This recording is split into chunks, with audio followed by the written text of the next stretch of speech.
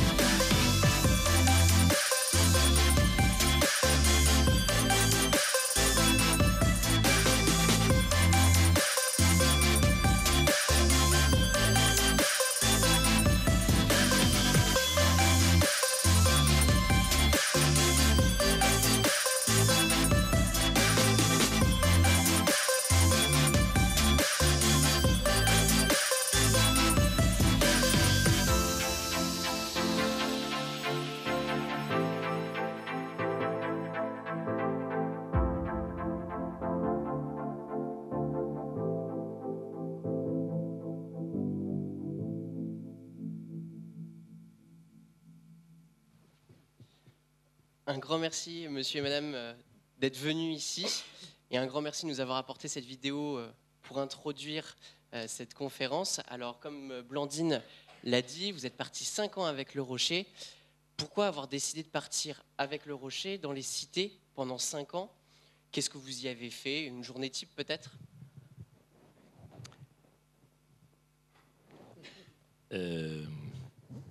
Fondamentalement, ça a été un appel citoyen et un appel spirituel.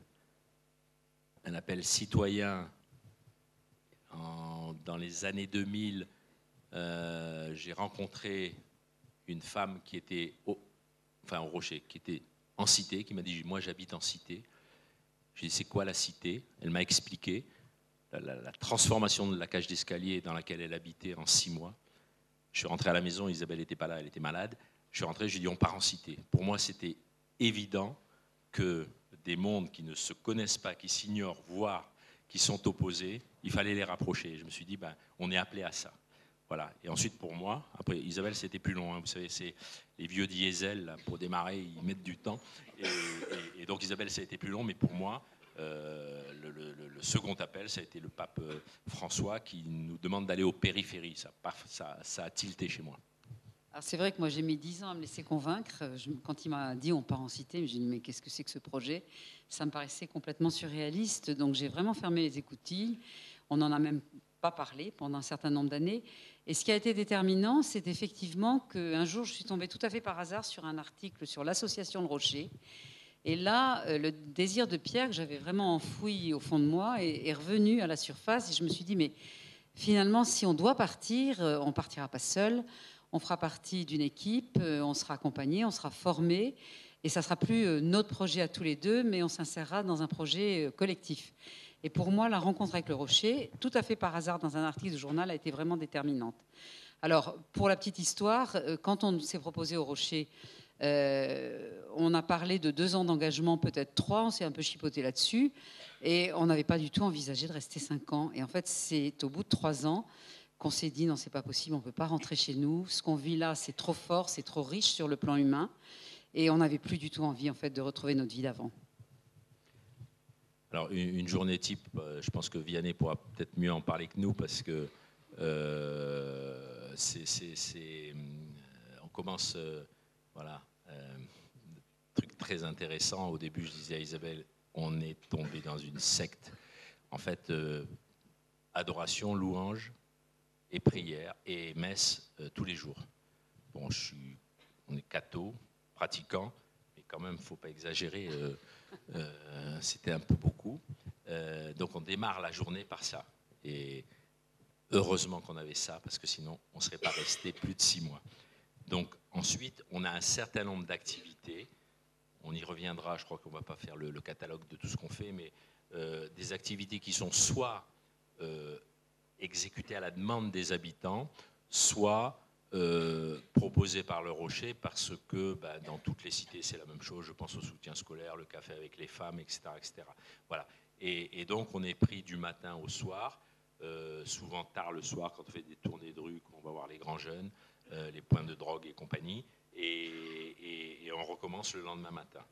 Et moi, je sais que les premières occasions qu'on a eues de quitter la cité, j'ai dit à Isabelle, on sort de prison. Alors, c'est pas qu'on se sentait en prison, mais on était tellement pris par la cité que de sortir prendre un bol d'air à l'extérieur, c'était assez extraordinaire. Alors, je voudrais juste faire une parenthèse. On n'est pas représentatif du Rocher. Nous, on est des vieux. On a du kilométrage, on a 43 ans de mariage. Donc, voilà, le Rocher, ce sont les jeunes. Et je crois qu'il y a aussi Jean-Baptiste dans la salle qui a été à Bondy, et c'est une association catholique d'éducation populaire qui est pilotée, drivée, managée par des jeunes. Voilà. Et nous, on a été les premiers à tenter l'expérience de vieux parmi les jeunes, et c'est pas mal parce qu'on avait toute notre place, et c'était apprécié non seulement des jeunes, mais aussi des habitants. Alors moi, j'ajouterais simplement que ce que j'ai trouvé assez paradoxal, c'est que on nous a demandé non pas de faire, mais d'être.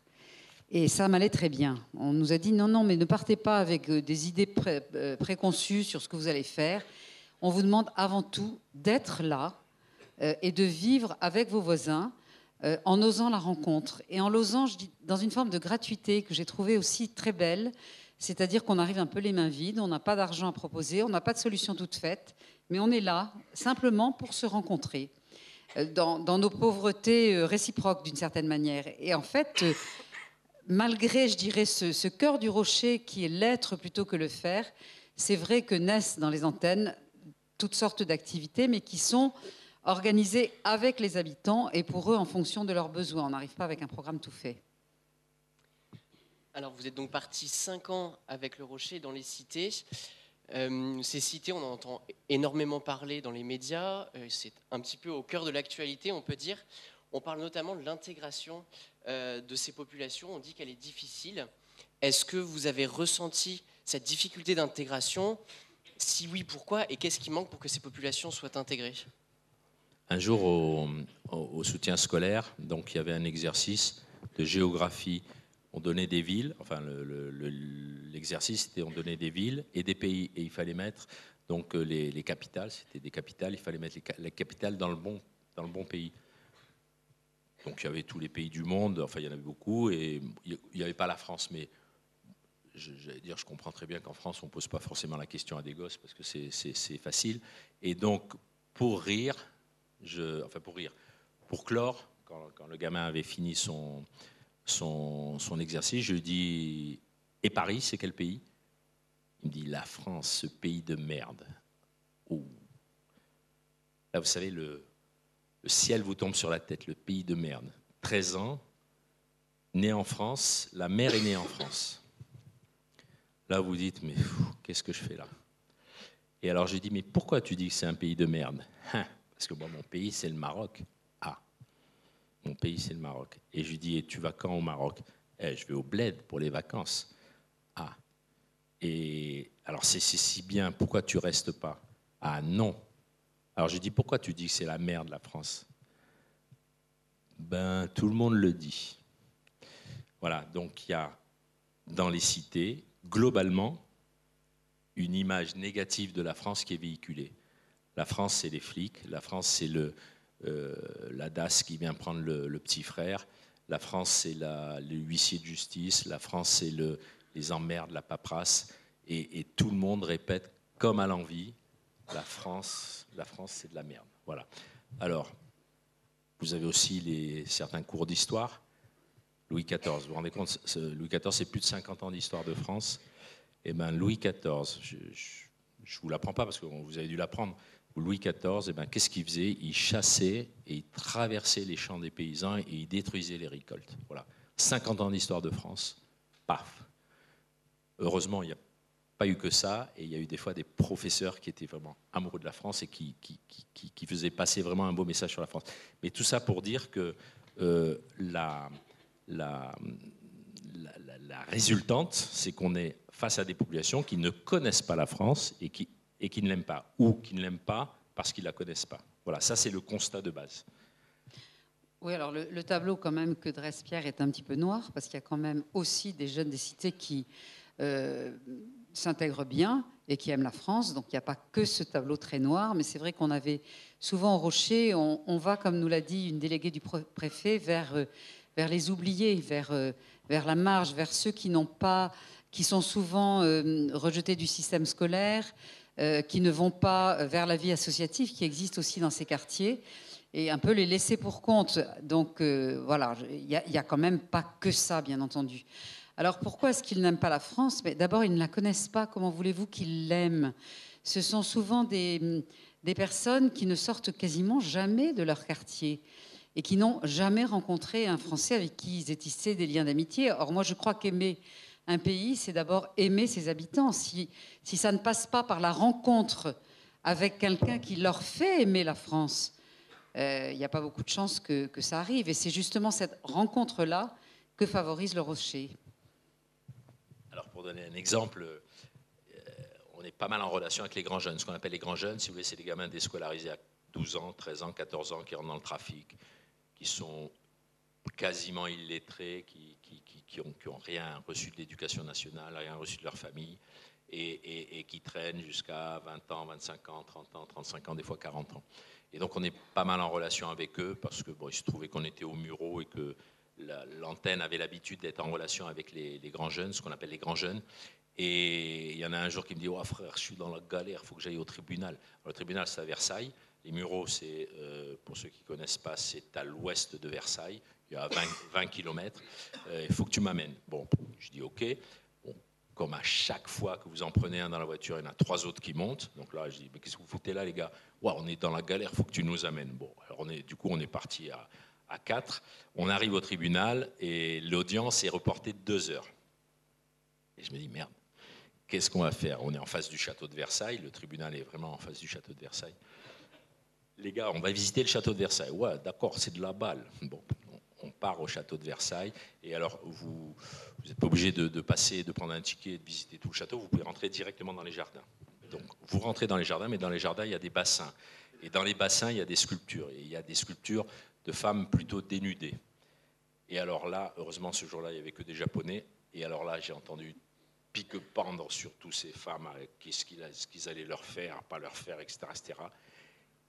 Et petit à petit, la majesté du lieu a joué. Et de grivois qu'ils étaient, pour ne pas dire plus, ils sont devenus admiratifs. Et puis on est descendu vers le bassin d'Apollon. Le bassin d'Apollon, si vous voulez, il y a un terre-plein devant le château de Versailles, il y a des marches et il y a le bassin d'Apollon. Et le bassin d'Apollon était en réfection. Et c'est une œuvre d'art, quoi. C'était magnifique. Et là, j'ai vu mes grands jeunes pendant facilement une demi-heure regarder, commenter entre eux. Il n'y avait plus d'accent, il n'y avait plus de gros mots, il y avait un langage précis et ils discutaient entre eux. Et ça a duré une demi-heure. Il faut savoir qu'en cité, quand vous avez des jeunes un peu compliqués en relation, capter leur attention plus de 5 minutes, c'est un exploit. Là, pendant une demi-heure, tout seul, sans que je fasse rien, je disais rien, ils ont regardé les ouvriers travailler à la réfection du bassin d'Apollon. Alors, à un moment, bon, il fallait aller au tribunal, donc je leur ai dit, oh les gars, alors ils ont levé la tête, mais vous avez une âme. Alors ils ont rigolé, évidemment. Et donc, je crois que ce jour-là, en matière d'intégration, quelque chose s'est passé, je ne sais pas quoi, mais la beauté a joué. Oui, moi j'ai une anecdote un peu similaire. J'avais emmené un groupe de femmes dans les jardins de Marie-Antoinette au Trianon, et notamment le théâtre de Marie-Antoinette venait d'être refait, donc restauré. Et là, on s'est assis, là comme vous, sur des sièges, et puis il n'y avait plus qu'à admirer. Donc il y a eu un grand, grand silence. Et puis au moment de partir, je vois une de mes amies de la cité qui ne bougeait pas. Et donc je me penche vers elle pour lui dire qu'il fallait sortir. Et là, je la vois en larmes. Et elle me disait, mais c'est tellement beau, mais c'est tellement beau.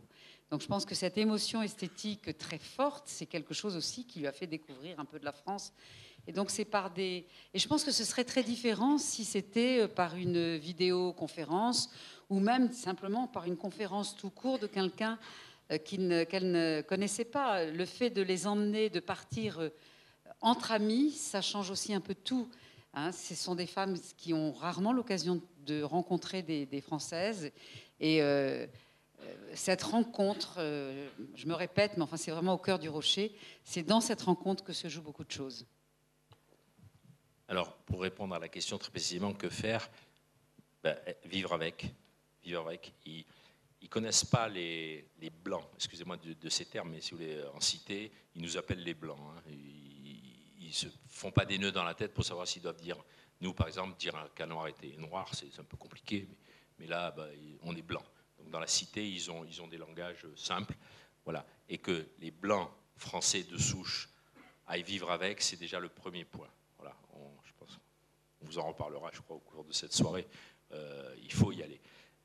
La deuxième chose, c'est d'être en vérité.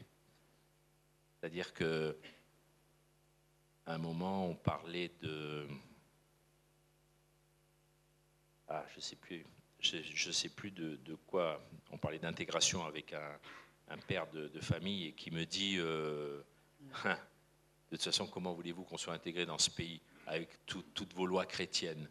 Je dis, les lois chrétiennes, je ne sais pas si vous voyez passer beaucoup, mais je dis les lois chrétiennes. Il dit oui, alors c'était l'époque du mariage homosexuel. Oui, le mariage homosexuel. Qu'est-ce que tu racontes? Je dis, c'est pas une loi chrétienne. Donc j'essaye de lui expliquer que c'est pas forcément prôné par l'évangile, le mariage homosexuel. Et alors il me dit, mais si. Je dis, mais non. Alors il me dit, je vais te dire pourquoi. Hollande, il est blanc, donc il est chrétien. Donc ses lois sont chrétiennes. C'est dingue. Ils ne nous connaissent pas. Et nous, si au début on avait peur d'aller dans les cités parce qu'on ne le connaissait pas, eux, ils ont peur aussi. Mais ils ont peur pas de moi ou d'Isabelle, ils ont peur des Blancs en général. Oui, peur d'être jugés. Voilà. Mal et jugés. Donc, à partir du moment où on va vers eux, et surtout qu'on habite avec eux, si vous voulez, c'est un grand pas qui est fait. Un grand pas qui est fait. C'est pas suffisant, mais il y a un grand pas qui est fait. Après, il y a la beauté, après, il y a l'éducation. Une fable de La Fontaine, ça fait réfléchir les gamins.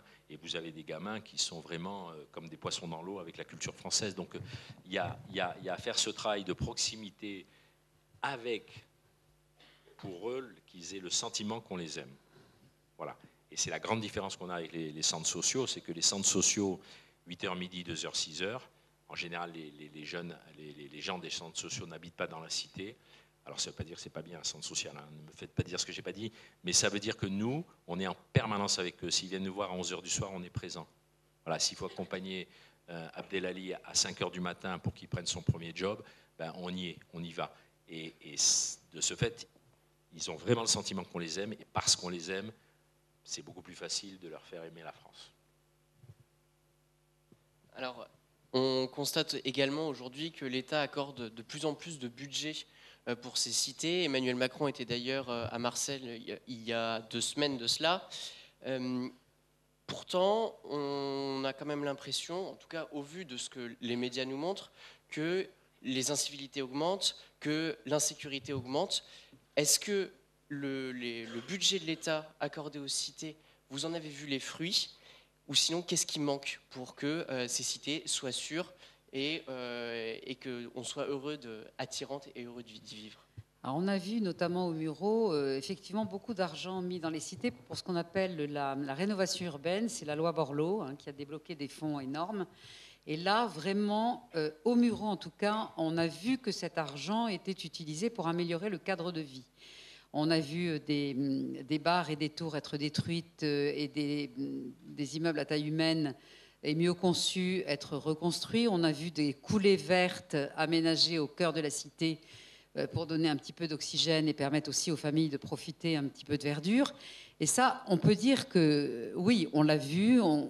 Quand on est parti à Rieux-la-Pape, on l'a un peu moins vu, à Nîmes encore moins. Mais il y a beaucoup d'argent qui est mis pour la rénovation du cadre. Mais franchement, ça ne suffit pas. Et ce n'est pas uniquement avec ça qu'on va résoudre le problème des banlieues. D'autant plus que lorsqu'on déloge des habitants pour leur proposer un logement mieux, les bailleurs sociaux se sont engagés à ne pas augmenter le prix du loyer au mètre carré. Mais quand une famille, par exemple, habite un F3 ou un F4, on va lui proposer un nouvel appartement F3 ou F4 beaucoup plus joli, beaucoup plus neuf, mais qui sera aussi plus grand. Et donc forcément, le loyer, il augmente, puisque c'est au mètre carré. Et donc souvent, les familles les moins favorisées ne peuvent pas payer ça, et donc partent dans d'autres quartiers, et on déplace le problème. Donc ce n'est pas uniquement par de l'argent dans la rénovation urbaine qu'on va résoudre les problèmes. Alors on a vu aussi qu'il y avait plein de mesures qui étaient prises pour multiplier les policiers, mais ce n'est pas non plus en multipliant les policiers qu'on y arrivera, puisqu'ils y vont très peu dans ces quartiers. Alors on peut toujours en mettre au commissariat 10, 20, 50 de plus, mais s'ils ne se déplacent pas, ça ne servira pas à grand-chose. Donc on a l'impression que, effectivement, beaucoup d'argent est déversé, mais que ce n'est pas tellement d'abord une question d'argent. Alors, ce qu'il faut savoir, les cités en France, en 1945, je vais vous poser une question simple. Combien il y avait de logements en France, quel pourcentage de logements en France possédaient une salle d'eau et un WC dans l'appartement? Qui a une idée? 5%. 5% des logements. Il faut savoir qu'en France, il y a quand même eu la Première Guerre mondiale, ensuite il y a eu toute la pagaille entre la Première et la Deuxième, ensuite il y a eu la Deuxième Guerre mondiale. Donc en 1945, il n'y avait eu aucune politique de logement, et donc les logements étaient comme ils étaient au 19e siècle auparavant. Et donc, on a construit des cités, ça a commencé en 1950, ça s'est terminé en 1973. En 1973, on s'est aperçu que ce n'était pas la bonne solution. Mais ces cités, à l'époque, c'était un progrès. Il y avait un nombre de mètres carrés par habitant qui était quand même supérieur enfin qui était normé. Il y avait l'eau, l'électricité, l'ascenseur, le gaz, et donc c'était un sacré progrès. Et dans ces cités vivaient des ouvriers, des techniciens, des cadres français. Puis il y a eu les Pieds Noirs, 1962, je vous la fais vite, mais c'est très intéressant. Puis il y a eu les immigrés, et puis il y a aujourd'hui les migrants. Et donc il y a eu une espèce de paupérisation des cités. qui explique une grande partie de toutes les difficultés qu'on y vit. Et aujourd'hui, l'État, je ne sais pas si vous avez, enfin, peut-être vous vivez vous-même cette situation, mais les familles où les parents ne s'entendent pas, assez souvent, on donne de l'argent, on met de l'argent, et on imagine que l'argent qu'on va donner aux gosses va remplacer l'amour du père et l'amour de la mère. Voilà. Et nous, ça nous fait un peu penser à ça. C'est-à-dire que l'État met des milliards, ce n'est pas des millions, c'est des milliards dans les cités. Et résultat des courses, on continue à avoir la drogue et compagnie et de la violence qui augmente.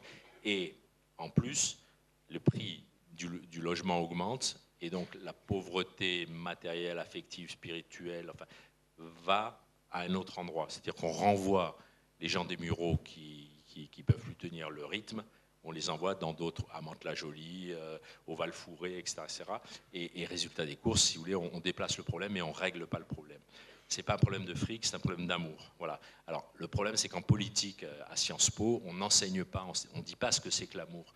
Mais l'amour, ce n'est pas forcément comme des cons à bailler aux corneilles et à dire tout le monde il est beau, tout le monde il est gentil. L'amour, c'est la capacité à vivre avec, à se mélanger. Voilà. Or, quand on voit que dans une cage d'escalier, il y a des familles qui viennent du même coin du sud de la Tunisie, on se dit c'est pas elles qui ont choisi le logement. Ça veut dire qu'il y a délibérément des gens qui décident de regrouper, de parquer, de mettre ensemble et qui n'ont aucun souci de... Il vous parle beaucoup de mixité sociale. Ah, la mixité sociale, la mixité sociale. Moi, je me souviens, un préfet il nous disait comment faire pour résoudre le problème. Ah ben, je lui dis c'est simple, monsieur le préfet, vous mettez des blancs là où il y a des noirs. Mélanger les blancs avec les noirs. Non, mais c'est sûr, ouais. Mélanger. Voilà, vous mettez des blancs là où il y a des noirs. Et alors, il me dit, ah, c'est incroyable. Ah, ça n'est pas possible. Je dis, pourquoi c'est pas possible? Il me dit, il faut une volonté politique. Nous ne l'avons pas. Comment? Qu'est-ce que vous racontez? Mais oui, parce que pour mettre des blancs là où il y a des noirs, il faut donner des instructions pour que les services mettent des blancs là où il y a des noirs. Il dit, vous trouvez un préfet qui accepte de donner ces instructions-là, puis de se retrouver en jugement pour racisme, parce que évidemment, il donne des logements à des blancs, et c'est fondamentalement raciste. Donc, personne ne le fera. Nous n'avons pas la volonté politique. Voilà. Alors, si vous voulez, un des éléments, c'est le courage. Le courage, un petit enfant qui, au soutien scolaire, vous dit, à qui vous faites une remarque parce qu'il ne se tient pas bien, ouais, parce que je suis marocain, vous dites ça, tu dis ça? Non, parce que tu fais des bêtises. Mais si, quand ça, vous avez dû le vivre tous les jours, si à ce moment-là, je me mets à dégouliner comment dire, de regret de lui avoir dit, de lui avoir fait la remarque qui ne se tenait pas bien, effectivement, c'est foutu. C'est-à-dire que le gamin, il va se dire, j'ai gagné. Il est dans le rapport de force. Moi, j'ai eu 7 enfants, je sais comment ça marche. Il est dans le rapport de force et ça ne fait pas avancer, ça ne le fait pas grandir. Il a gagné, qu'est-ce qu'il a gagné? Il n'a rien gagné du tout. Et moi, j'aurais tout perdu parce que il va me mépriser. Alors que quand je lui dis non, c'est pas parce que tu es marocain, on s'en fout que tu sois marocain, c'est parce que tu fais une bêtise. Voilà. Vous voyez, il faut avoir. C'est pas très courageux, enfin, c'est pas un exemple de courage, mais il faut être vrai. Et pour les hommes politiques, il faudrait qu'ils aient du courage. Oui. Je ne sais pas si on a répondu à la question. Oui, et donc concrètement, donc, on a compris qu'il n'y avait pas une volonté politique pour avoir une certaine mixité sociale, comme on entend dans le mot. Donc concrètement, nous, qu'est-ce qu'on peut faire dans ces cas-là, sans la politique? Excuse-moi, moi je pense, l'État n'a pas vocation à être assistante sociale. Or, quand vous les entendez tous, on met des animateurs de rue, des faiseurs d'ambiance, des jeunes qui vont aider à la cohésion, à la fameuse police de proximité. Tout le monde regrette la police de proximité. Bon, je ne sais pas du tout quel effet elle a eu, mais quand il y avait de la police de proximité, il n'y avait pas moins de drogue, il n'y avait pas moins de violence. Donc voilà, on met des emplâtres sur les jambes de bois, et pendant ce temps-là, l'État ne joue pas son rôle. L'État, sauf erreur, c'est le régalien. C'est-à-dire que la justice, la paix sociale. Et donc, ça, c'est le rôle de l'État. Quand le ministre de l'Intérieur vous explique qu'il va envoyer à Marseille 300 policiers de plus, mais les mecs, ils se bidonnent dans les cités. 300 policiers, ils ne viennent pas dans les cités. Alors, depuis 1 an, il paraît qu'ils y vont. C'est possible, je ne sais pas, mais ça nous fait rigoler et ça fait rigoler les gens des cités. C'est-à-dire que police fasse son rôle, que la justice fasse son rôle, parce qu'il y a le problème, enfin, police-justice, voilà. Et moi j'ai tendance à dire, laissez les familles s'occuper des familles. C'est-à-dire que ce que fait le Rocher, il y a 50 000 cages d'escalier en France à problème. 50 000 cages, c'est quand même pas la mort du petit cheval. 50 000 familles, ça doit se trouver. D'accord? Donc, on fait des incitations pour des tas de choses. Laissez les familles s'occuper de familles. Et ça, c'est le rôle des familles. Le rôle de l'État, mettez la paix, mettez la justice. Et peut-être, je ne dis pas que c'est la solution miracle, hein, mais peut-être que là, à ce moment-là, chacun étant dans son rôle, ça pourrait mieux marcher. On a témoigné il y a 2-3 jours de notre engagement avec 2 femmes de la cité qui étaient venues nous accompagner pour parler de la rencontre avec nous, parce qu'effectivement, parler de la rencontre, quand on en parle à sens unique, ça n'a pas beaucoup de sens. Et donc, elles étaient là et l'une d'elles a dit « Mais moi, je regrette qu'il n'y ait pas eu un Rocher quand j'avais 20 ans parce que ça m'aurait beaucoup aidé. Ça m'aurait beaucoup aidé notamment dans l'éducation de mes enfants. Ça m'aurait aussi aidé pour que je puisse être alphabétisée parce qu'on a affaire aussi beaucoup à des femmes illettrées. » Et elle a ajouté, un peu ce que dit Pierre, il faudrait un Rocher dans chaque cité de France. Alors, on en est loin, mais le Rocher, c'est d'abord vous et moi. C'est-à-dire que ça implique qu'il y ait des gens qui y aillent et qui s'engagent. Et je vous avouerai que l'une des surprises que j'ai eues quand on a rejoint le Rocher pour s'engager, c'est que je savais que c'était une association jeune, avec généralement des jeunes couples qui prennent la responsabilité de l'antenne, pas mal de volontaires en service civique, qui est un dispositif que vous devez connaître, hein, un dispositif de l'État. Et j'étais persuadée, moi, en arrivant, que j'aurais devant moi des jeunes en service civique, garçons. Ça ne m'est pas venu à l'idée que ce serait d'abord des filles qui s'engagent. Alors, qu'est-ce que j'ai constaté pendant les 5 ans qu'on a été au Rocher? Que les garçons, c'était quand même un peu les absents. Hein. Il y en a quelques-uns, la preuve, j'en ai un à côté de moi, il y en a un autre dans la salle. Donc, il y en a quelques-uns, mais ils sont quand même très minoritaires. Et on a coutume de dire où sont les hommes en cité, mais j'allais dire où sont aussi les hommes dans cet engagement. Je crois qu'il est urgent qu'il y ait plus de garçons qui s'engagent dans ce monde-là.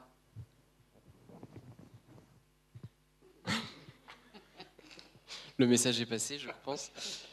Alors, quand on parle également de cité aujourd'hui, on parle de la montée de l'islam et l'islamisme radical également. Comment vous avez vécu cette réalité et comment votre vision sur cette question a changé en 5 ans d'expérience auprès de cette population? Alors, l'islam radical, on l'a vu sans le voir, je dirais. On a vu des signes. On a vu effectivement les tenues vestimentaires des enfants changer petit à petit, c'est-à-dire des enfants qui étaient habillés, je dirais, à l'occidental, qui se sont mis à s'habiller différemment pour aller à l'école coranique, qui au lieu d'avoir lieu 1 fois par semaine, s'est mis à avoir lieu 2-3 fois par semaine. On a vu des salles de prière un peu clandestines se monter. Donc c'est vrai que c'est un monde qui est travaillé en ce moment par une islamisation dure, je dirais. Mais c'est vrai qu'on l'a quand même, on a vu des signes, mais sans être, on a été très rarement confrontés à ça. On a vu beaucoup plus de personnes de bonne volonté. Et alors moi, ce que j'ai trouvé formidable dans les années qu'on a vécues là-bas, c'est de vivre dans un monde de croyants. On partage quand même avec les musulmans quelque chose qui me paraît absolument fondamental, c'est-à-dire qu'on a la certitude qu'on est créature de Dieu, c'est-à-dire qu'on n'est pas autocréé, on n'a pas à se faire Dieu à la place de Dieu, on est créature. Et ça, le fait de se savoir créature à l'heure du transhumanisme et tout le reste, je trouve que c'est un point de rencontre extraordinaire aujourd'hui. Et la deuxième chose qui m'a énormément frappée aussi, c'est que c'est un monde profondément religieux et que vivre dans un monde religieux libère aussi notre parole à nous. C'est-à-dire qu'il est beaucoup plus facile de témoigner de sa foi auprès de musulmans que de témoigner de sa foi dans un monde très, très laïcisé, qui s'en fout complètement d'ailleurs, ou qui est hostile. Et ça a été quelque chose que je ne mesurais pas du tout au départ, et qui pour moi a été vraiment libérateur. Alors on a vécu tous les attentats en cité, de la cité. Le premier c'était Charlie, je pense que vous étiez né. Charlie, donc les caricatures Charlie. On était en formation et on est rentré le lendemain, c'est ça, le lendemain du jour des attentats. Donc on écoutait les informations et on est arrivé en cité. Et alors quand il y a un problème en cité, on demande aux gens du Rocher de sortir. Voilà, sortez, restez pas chez vous, allez au-devant des habitants.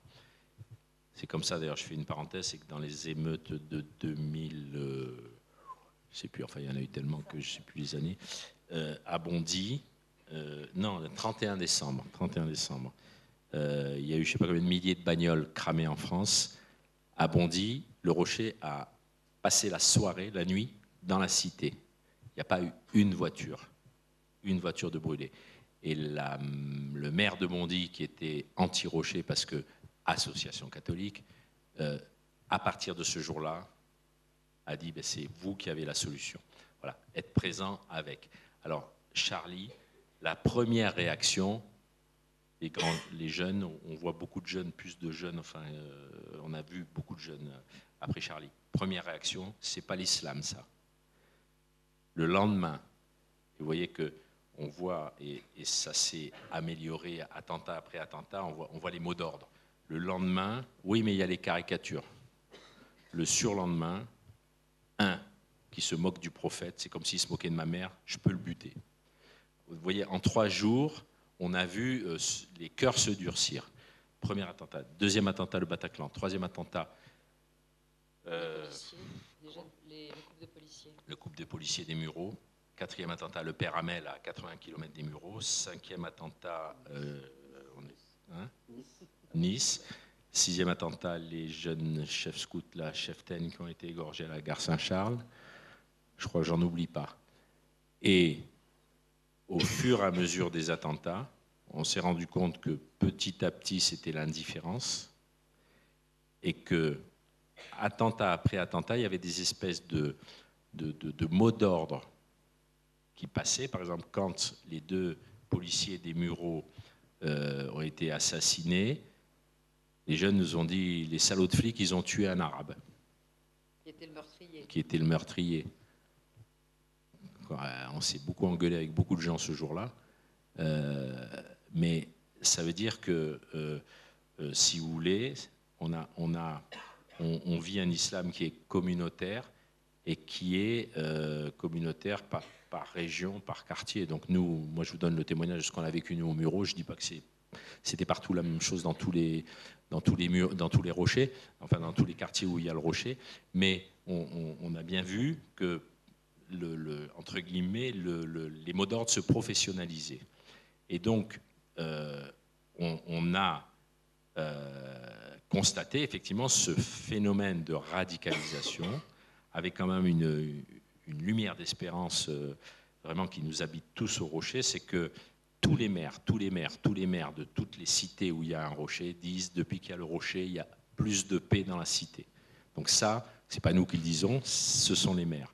Et ensuite, on a le témoignage de beaucoup d'habitants qui ne véhiculent pas tous ces mots d'ordre qui sont donnés, je ne sais pas par qui, je pense que ça doit passer par les mosquées, mais je ne sais pas, et qui au contraire, si vous voulez,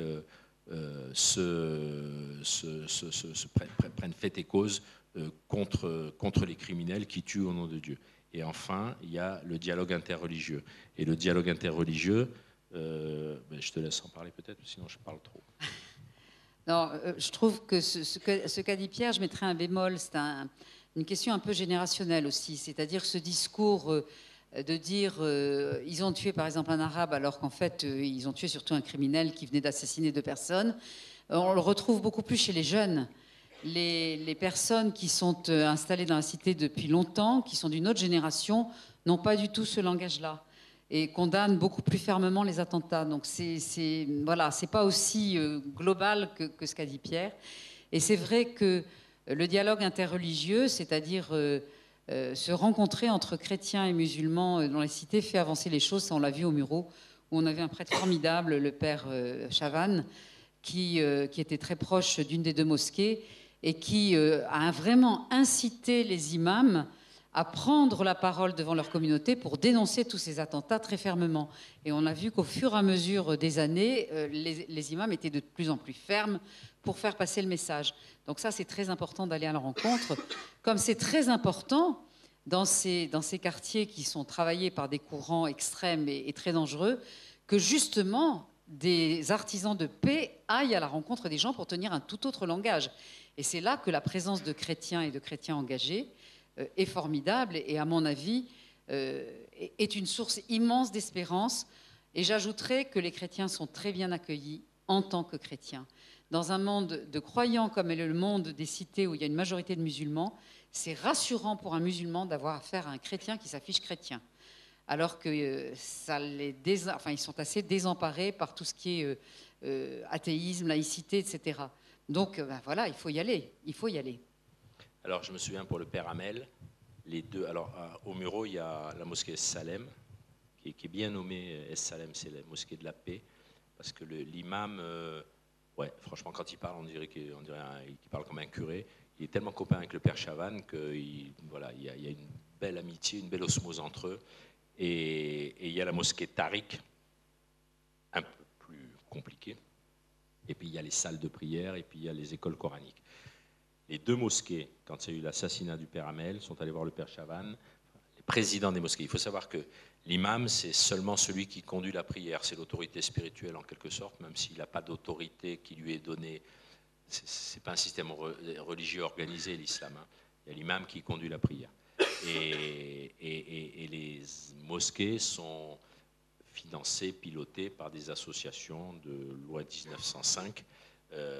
Et donc, en général, c'est les présidents des mosquées qui parlent au nom de la mosquée. Et donc, les deux présidents sont allés voir le Père Chavannes et lui ont dit dimanche, à la fin de la messe, on viendra toute la communauté musulmane viendra pour demander pardon. Et on a vu, à la sortie de la messe le dimanche, 300 ou 400 musulmans, dont malheureusement pas beaucoup de jeunes et de grands jeunes, et 300 ou 400 musulmans, dont certains pleuraient. Il y avait des anciens combattants avec leurs médailles. Enfin, c'était très émouvant. Et les deux présidents, devant la communauté, ont pris la parole pour dénoncer ce crime. Qui tue un imam, qui tue un prêtre, c'est comme s'il tuait un imam. On n'a pas le droit de tuer au nom de Dieu. Je peux vous dire, pour qu'un musulman, face à d'autres musulmans, affirme quelque chose qui pourrait être un peu en contradiction avec la sourate numéro tant ou la sourate numéro je ne sais pas combien, c'est qu'il prend véritablement position. Celui qui vous le dit dans le cœur à cœur, ah ouais, moi c'est crime, c'est innommable, c'est pas bon, bon, il est peut-être sincère, mais il est face à face avec vous et vous ne savez pas tout à fait si ce qu'il dit, s'il pense ce qu'il dit. Et celui qui le dit devant d'autres, alors là on peut être sûr qu'il pense ce qu'il dit parce qu'il s'engage. Il s'engage sous le regard des autres et sous l'opinion des autres. Et quand c'est un président de mosquée, il a quand même autorité. Alors, on vient de parler de l'islam. Vous êtes catholique. Est-ce que vous pouvez nous expliquer quelle a été la place de votre foi dans votre mission pendant 5 ans et comment vous avez pu interagir avec d'autres personnes de d'autres religions? Alors, d'abord, on nous a demandé, nous, le Rocher, on ne connaissait pas au départ, hein, c'était par un article de journal qu'on a connu, on nous a demandé un engagement spirituel fort, puisque les journées en équipe commençaient par un temps de prière d'à peu près 1 heure, 1 heure et demie, avec messe, adoration, louange, et on a été un petit peu surpris de ça, on s'est rendu compte que ça nous nourrissait. Mais moi, alors je réponds peut-être un peu à côté de la question, mais ce qui m'a beaucoup frappée, c'est que j'ai vraiment l'impression, pendant ces 5 ans, au contact de l'islam, d'avoir grandi dans ma propre foi. C'est-à-dire que j'ai découvert, ou en tout cas approfondi, des pans entiers de ma foi dont j'avais, je dirais, une connaissance assez superficielle. Et notamment la chance qu'on a d'avoir un Dieu qui s'est incarné et qui est venu en la personne de Jésus à notre rencontre. Ça, c'est quelque chose que j'ai trouvé vraiment tellement fort par rapport à ce Dieu des musulmans qui est un Dieu lointain, qui est un Dieu inconnaissable. Il est le tout autre. Alors certes, il y a une très belle perception de la transcendance de Dieu, mais c'est quand même un Dieu qui est totalement étranger à l'homme. On a la chance, nous, de croire en un Dieu incarné qui est venu à notre rencontre pour se faire notre frère et nous révéler l'amour du Père.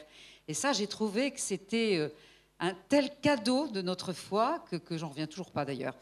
Et puis l'autre aspect de la foi chrétienne que j'ai vraiment perçu différemment, en tout cas avec beaucoup plus d'acuité qu'avant, c'est à quel point on a la chance de croire en un Dieu qui nous veut libres.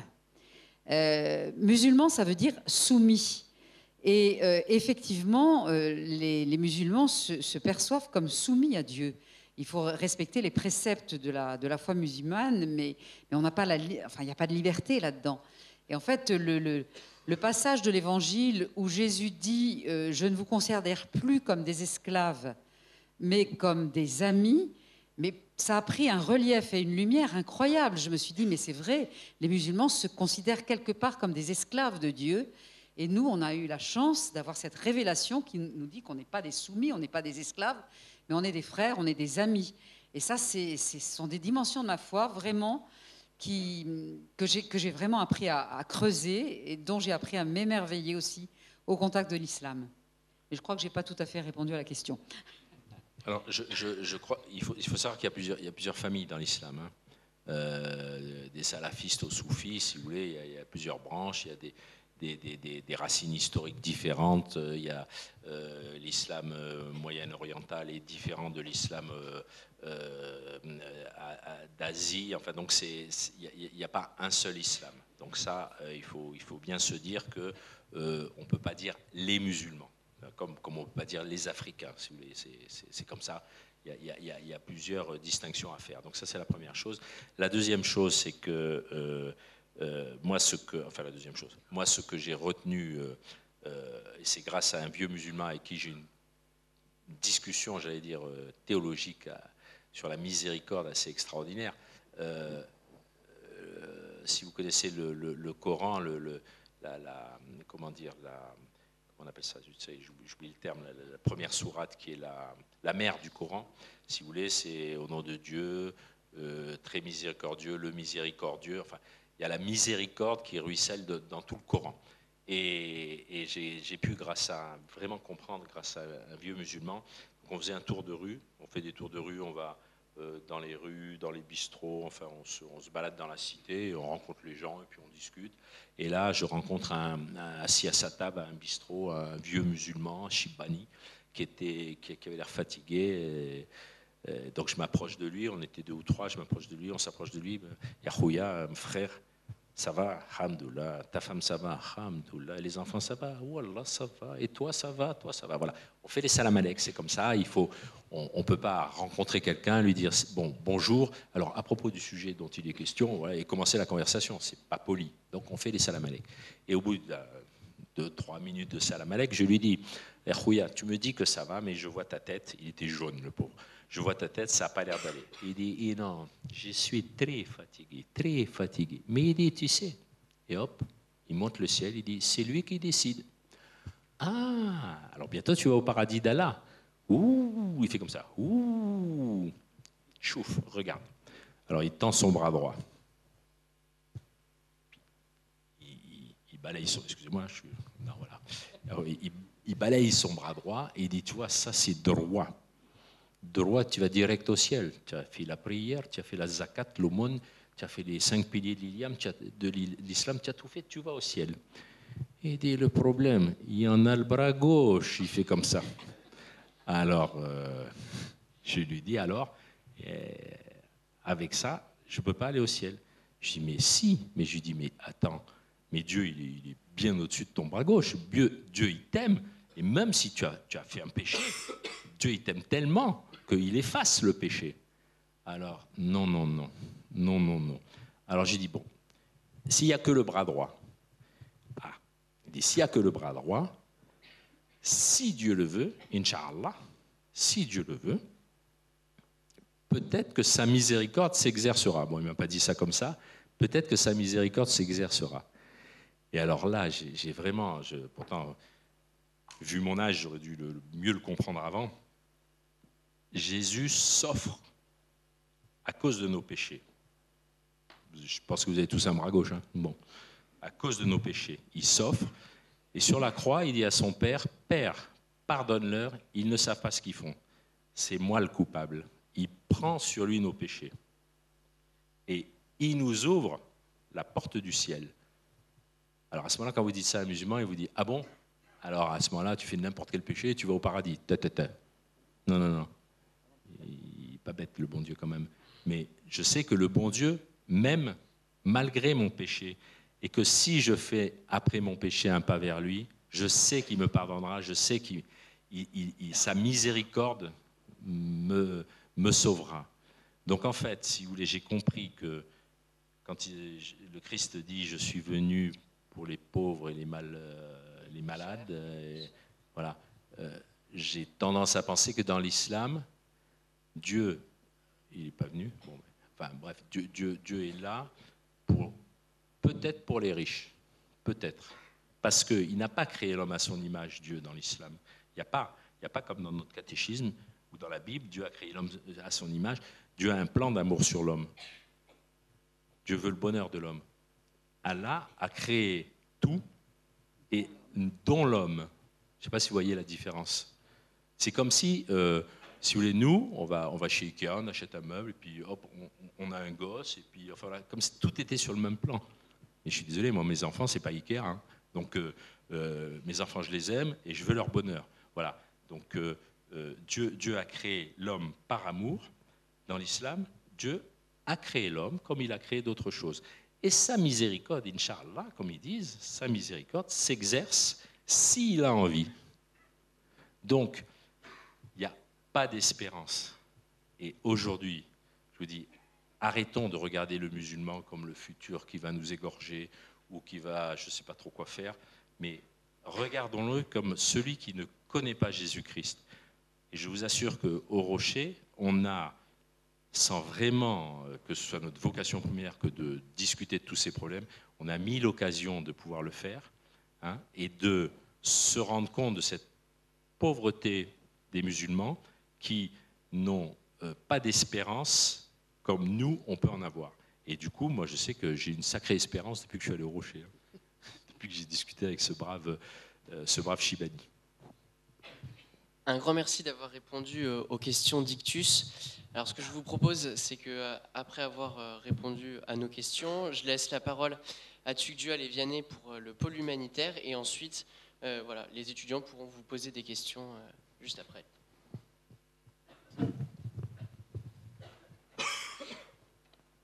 Une brève parenthèse avant de commencer cette deuxième partie. Les Chaserons nous ont dit dans leur témoignage de s'engager. Sachez que cette année, l'aumônerie de l'ICES a créé un pôle humanitaire qui vous permet de découvrir tout au long de l'année différentes associations humanitaires dans lesquelles vous pouvez vous engager. Nous vous proposons du coup, durant cette année, 2 jeudis dans un mois, avec un topo du Père Héros ici présent, et un deuxième jeudi dans le mois où vous découvrez une association. Le but n'étant pas de vous pousser à aller faire de l'humanitaire, mais de discerner sur ce choix et de l'engagement aujourd'hui qui est très important. Voilà pour cette brève parenthèse. Du coup, Vianney, tu es parti avec le Rocher en mission, et nous aurions du coup, je te pose cette question, de savoir quel était l'objectif de ta mission dans les cités, et est-ce que vivre au quotidien avec des personnes justement d'une autre culture, est-ce difficile, et la mission est-elle compliquée à vivre? Alors, la mission du Rocher, globalement, c'est recréer du lien social. Vous me coupez parce que vous avez plus d'expérience que moi, donc vous me coupez si je me trompe, mais c'est recréer du lien social, en fait, dans des lieux qui sont complètement déshumanisés. C'est-à-dire qu'il n'y a plus vraiment de lien social entre les gens. Il y a plus éventuellement un communautarisme qui s'exerce, mais sans que ce soit vraiment du lien social où on considère la personne comme un être humain. Et du coup, la mission du Rocher, c'était un constat qui a été fait il y a une vingtaine d'années, c'est qu'il y avait une fracture sociale et qu'il y avait 2 mondes parallèles qui vivaient les uns à côté des autres sans jamais se rencontrer, donc le monde des cités et le reste de la France en fait. Et le but, c'était d'aller à la rencontre de ces cités, des habitants de ces cités, de les rencontrer pour qui ils sont vraiment, pas pour l'image qu'on nous en vend tous les jours, de savoir quelle est la réalité du terrain, et puis d'aller finalement les écouter et en vivant leur quotidien, finalement les rencontrer et leur montrer aussi une image de la France. C'est ce que disait Pierre tout à l'heure, c'est-à-dire qu'il y a beaucoup de gens qui vivent dans ces cités qui en fait ne connaissent pas la France parce qu'ils ont tout à disposition. Les cités ont été très bien pensées à la base, donc c'était pour nous. Moi j'étais à Toulon, c'était pour les marins, pour les agents de la municipalité. Les cités étaient construites pour accueillir les marins et donc il y avait au bas des blocs l'école pour les enfants, il y a le supermarché, il y a l'hôpital, il y a une annexe de la mairie pour tout ce qui est administratif. Et donc tout ça fait que les gens restent sur place, ne sortent pas et tout ce qu'ils connaissent de la France, c'est finalement l'école à laquelle ils vont. Mais en fait, ils se rencontrent que entre eux. Et nous, on ne va pas dans les cités non plus. Donc deux mondes parallèles qui se côtoient. Et donc recréer du lien social en partageant leur quotidien et en leur montrant que nous sommes français et qu'il y a des Français qui veulent aller à leur rencontre et qui veulent faire en sorte que ces gens s'assimilent au milieu de nous. Et on est là pour les aimer en fait, complètement.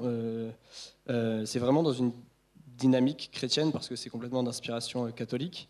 C'est aller aimer les gens des cités, aller à leur rencontre. Est-ce que c'est difficile à vivre au quotidien ? C'est pas facile forcément d'être plongé, d'être immergé pendant 1 an dans une cité, sachant qu'on ne l'a pas précisé, mais quand on s'engage au Rocher en tant que service civique, on vit le quotidien, ça veut dire qu'on habite aussi en cité, et donc on habite dans des HLM, on subit les mêmes préjudices que les habitants. C'est-à-dire que quand les poubelles brûlent au bas des blocs, on a les poubelles qui brûlent au bas des blocs. Quand il y a des cafards, il y a des cafards. Quand il n'y a plus d'eau chaude, il n'y a plus d'eau chaude. Et donc en fait, on vit le quotidien. Donc déjà, vivre le quotidien dans une cité, non, c'est pas facile. Mais en fait, on est en équipe, on est dans une dimension de service, donc forcément, on supporte plus de choses. Et on est porté par donc, un esprit d'équipe et par Dieu, en fait, parce qu'on y revient toujours. Et donc, c'est pas facile, mais on est préparé à ça et on fait avec. Et en fait, il y a tellement de joie, au pluriel, vraiment, il y a des joies quotidiennes qui nous surviennent, qui nous font oublier les galères du quotidien. Et parce qu'en fait, on est beaucoup plus préparé à subir les galères du quotidien. Avant d'aller en cité, en fait, on s'attend à avoir des galères parce que c'est ce que les médias nous vendent comme image. Et elles sont vraies, ces images. Et donc on est préparé aux galères, mais on n'est pas préparé aux joies parce qu'on ne s'attendait pas à recevoir des joies.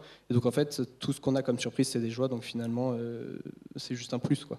Donc c'est pas facile, mais on est préparé à ça. Merci beaucoup. Du coup, la deuxième question, j'y viens. C'est pourquoi du coup as-tu décidé de faire une césure avec le Rocher, de partir avec eux, parce que du coup tu voyais toute l'actualité qui se passait et bon, ça donne pas forcément très envie au premier abord d'aller dans les cités. Alors du coup, pourquoi avec le Rocher et qu'est-ce que t'as apporté cette mission réellement, autre que de la joie, même si je pense qu'il y en a beaucoup.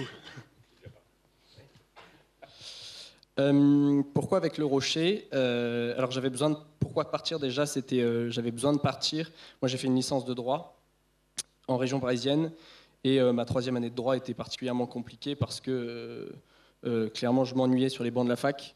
J'avais une situation familiale où j'avais 4 grands frères et sœurs. Il y en a un qui était officier, donc prêt à verser son sang pour la patrie, l'autre qui était en Jordanie et en Irak avec SOS Chrétien d'Orient, l'autre au Cameroun, bref, et un 4e dans les cités qui œuvrait avec des scouts. Les 4 avaient une vie un peu palpitante, et moi j'apprenais en droit des régimes matrimoniaux dans un divorce qui devait garder la télé en fait. Et donc j'avais besoin d'avoir quelque chose de plus. J'avais besoin de donner un peu de sens à ma vie, d'aller me donner quelque part. Et surtout je me trouvais un peu ingrat. C'est-à-dire que j'ai énormément reçu pendant 20 ans, et donc il y a un moment où il faut aussi donner en retour. Et donc il fallait que je parte quelque part pendant 1 an. Et au début, je voulais aller en Afrique, faire de l'humanitaire. Et en réfléchissant, je me suis rendu compte qu'en France, déjà, il y avait beaucoup à faire. Ce n'est pas une critique sur l'humanitaire, hein, c'est vraiment une vision personnelle de moi, comment je l'aurais vécu. Il y avait déjà beaucoup à faire. Il y avait, l'inconnu, en fait, était juste à côté de chez moi. Et donc, je voulais partir en cité, finalement, aller aider. Et pourquoi le Rocher, en fait, c'est parce que ils ont une radicalité dans la mission qui m'a bien plu, c'est-à-dire que le fait d'aller à la rencontre des habitants en vivant leur quotidien, je trouve que ça nous donnait une légitimité, une crédibilité pour aller parler à ces gens finalement. Et donc vraiment le côté... et puis, ils ont un mantra qui est par exemple, si on vient de Paris, il y a très peu de chances pour qu'on soit envoyé dans une cité parisienne. Le but, c'est que vraiment le week-end, on reste, on n'ait pas envie d'aller voir nos familles, nos parents, nos amis. On a envie, mais on ne peut pas y aller parce qu'en fait, moi j'étais à Toulon, et en fait le quotidien, on reste avec ces gens-là, on partage leur quotidien. On a un week-end de libre par mois. Et ça peut paraître dur comme ça, mais en fait, on est tellement pris dans la mission et on est tellement content que finalement, cette radicalité, au début, elle est nécessaire et après, elle est élémentaire, en fait. Elle va de soi. Ce que j'ai appris beaucoup de choses aussi sur moi, sur Dieu, forcément. Mais pour faire court, j'ai appris beaucoup aussi sur les autres. Ce que disait Pierre tout à l'heure, j'ai appris que en fait, les gens qui sont dans la cité sont des individualités en fait, qu'il faut écouter, à la rencontre desquelles il faut aller. Et en fait, ces individualités-là, quand elles sont dans un groupe, en fait, on voit juste un groupe, on voit vraiment une forêt, en fait. Et dès qu'on sort quelqu'un de ce groupe et qu'on le sort de la cité, c'est quelqu'un de complètement différent qui ne demande qu'à découvrir la France, finalement, et qui s'émerveille de choses. C'est fantastique. On a fait un camp ski avec des jeunes et on n'avait pas de lieu de camp. En fait, le seul lieu de camp qu'on avait, c'était l'abbaye bénédictine du Barou. Donc, on est allé dans une abbaye bénédictine, donc 50 moines qui accueillent 6 jeunes de la cité, la plupart arabo-musulmans, et un gitan chrétien évangélique. Et en fait, ils n'ont pas du tout les codes de l'abbaye. Et les moines nous accueillent très gentiment dans leur hôtellerie et nous demandent, donc ils voient avec nous, ce serait bien que les jeunes viennent une fois à un office pour qu'ils voient. Donc on se dit, peut-être que les jeunes arabo-musulmans vont bloquer un peu, pas du tout. Et du coup, on se dit, on va aller à Comply. Et Comply, c'est, pour vous situer, c'est le dernier office des moines. Ça se passe dans un noir total parce qu'ils connaissent l'office par cœur. Il y a 50 moines en noir, donc encapuchonnés, dans une grande abbatiale. Bref, en fait, les jeunes sont déjà présents. Il y a une grande abbatiale dans le noir, 50 mecs en capuche noire qui rentrent et qui se mettent à chanter en latin. En fait, on s'est dit, moi j'avais vraiment peur qu'ils soient en mode rigolard, qu'ils se sont pissés dessus, clairement. Et ils ont dit, mais c'était incroyable, ils sont sortis, ils ont dit, on dirait une secte, mais c'était trop beau. Et en fait, c'était incroyable parce que ils auraient été en groupe, ça aurait été une meute de chiens en fait, en quelque sorte, même si en fait, individuellement, ils sont adorables. Je veux dire, le groupe fait que tout d'un coup, ils se la jouent un peu comme ça. Mais là, à 6, ils étaient juste... émerveillés devant les moines. Ils étaient tellement émerveillés. Ça me fait penser. En fait, ils étaient vraiment émerveillés devant leur mode de vie. Ils ne connaissaient pas le mode de vie des moines. C'est-à-dire qu'on leur a fait visiter la boulangerie. Et il y a un moine qui nous explique, boulanger, qui nous explique que lui est le doyen il était là dans les premiers avec le fondateur, Don Gérard. Et il dit, moi je suis là depuis 37 ans, je crois, enfin un chiffre comme ça faramineux. Et il y a Courado, le petit gitan de 14 ans, qui se retourne vers moi et il fait « Wow, c'est un fatigué, 14 ans, il la voit quand sa femme ?» Je sais, voilà. Et en fait, ils ne connaissent pas le mode de vie. Et en fait, c'est juste aller à la rencontre de ces gens et leur montrer comment la France est belle et leur montrer que les Français veulent les aimer et qu'ils peuvent aimer la France. Voilà, j'ai appris beaucoup de choses, mais surtout sur les autres. Sur Dieu et sur moi-même, je pourrais développer, mais de manière plus personnelle peut-être plus tard. Merci beaucoup. Et du coup, la dernière question que je vais te poser, c'est qu'est-ce que tu aimerais dire du coup à un étudiant ou à un jeune qui aimerait partir avec le Rocher ? Qu'est-ce que tu lui dirais pour lui dire de partir avec le Rocher ?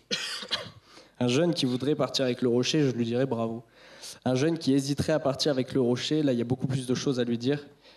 Il faut lui dire qu'il faut qu'il fonce. Clairement, on a beaucoup de gens qui hésitent quand on parle avec des étudiants, quand on témoigne et tout. Beaucoup de gens nous disent ça a l'air fou, ça a l'air trop bien, ça a l'air vraiment incroyable. J'aimerais faire quelque chose pour la France, pour ces gens, mais j'ose pas passer le cap parce que c'est prenant, ça prend 1 an. Il y en a qui font 6 mois, mais généralement c'est 1 an. Et c'est sûr que c'est prenant, mais c'est un engagement en fait. Et les gens se disent, je vais perdre 1 an d'études, je vais perdre 1 an de ma vie professionnelle, je vais cotiser pour ma retraite plus tard. Et en fait, mais vraiment, il y a vraiment des gens qui pensent que c'est un frein. Et en fait, on pourrait parler de la résistance au changement, mais il y a plein de freins qui en fait n'en sont pas et qu'on s'impose parce qu'on a peur d'y aller. Et en fait, même les gens, de manière très professionnelle, parce qu'on parle à des étudiants, il y a beaucoup d'étudiants qui nous disent « Je vais arriver sur le marché du travail 1 an après tout le monde, je vais arriver sur le marché du travail en même temps que les autres, mais eux auront fait 1 an de césure dans le monde professionnel, donc j'aurai pas d'expérience. » Voilà. clairement, ce que vous allez faire pendant cette mission, d'un point de vue strictement professionnel, c'est beaucoup plus valorisant sur le CV qu'un an de stage ou d'alternance, que sais-je. Clairement, c'est beaucoup plus valorisant. Ensuite, pour vous, ce que ça va vous apporter, c'est une expérience riche vous allez développer des compétences professionnelles, personnelles, vous allez apprendre des choses, vous allez apprendre à aller à la rencontre des gens, vous allez apprendre à écouter les gens, vous allez apprendre que vos problèmes finalement ne sont pas si graves que ça, vous allez apprendre à relativiser les choses, en fait vous allez apprendre... Pardon. Vous allez apprendre tellement de choses et découvrir tellement de choses, c'est vraiment une année indescriptible, parce qu'elle est très intense. Le temps est très relatif. C'est-à-dire qu'en un an, mon année est passée beaucoup plus vite qu'un mois de cours sur les bancs de la fac pour ma licence de droit. C'est-à-dire que tout est intense et au début, tout ce qui nous fait peur, finalement, après, on se rend compte que ça saute en 2 secondes. C'est-à-dire que vraiment, au début, on peut avoir peur de ne pas voir ses parents ou sa famille ou ses amis pendant longtemps, et parce qu'on n'a qu'un mois de dispo. En plus, Toulon-Paris, ça coûte cher, donc peut-être qu'on n'y va pas tous les mois. Et en fait, après, on se rend compte que j'adore ma famille, mais en fait, on arrive à s'en passer parce qu'on n'a pas forcément besoin d'elle sur le moment et on est beaucoup plus pris dans sa mission. Et donc, j'ai envie de dire à tous les jeunes, foncez, engagez-vous. Si c'est pas pour le Rocher, engagez-vous ailleurs, mais si c'est pour le Rocher, c'est très bien. Et surtout les hommes, alors les femmes aussi, mais ce que disait Isabelle, effectivement, on pense que c'est que les hommes qui y vont parce que c'est un truc de testostérone. Pas du tout, en fait. Il n'y a que des filles qui y vont et c'est un peu terrible. C'est triste parce qu'on a besoin d'hommes aussi. On a besoin des deux pour avoir une complémentarité de regard dans la cité, une complémentarité d'interlocuteurs. Donc foncez, que vous soyez un homme ou une femme, mais n'hésitez pas, quoi.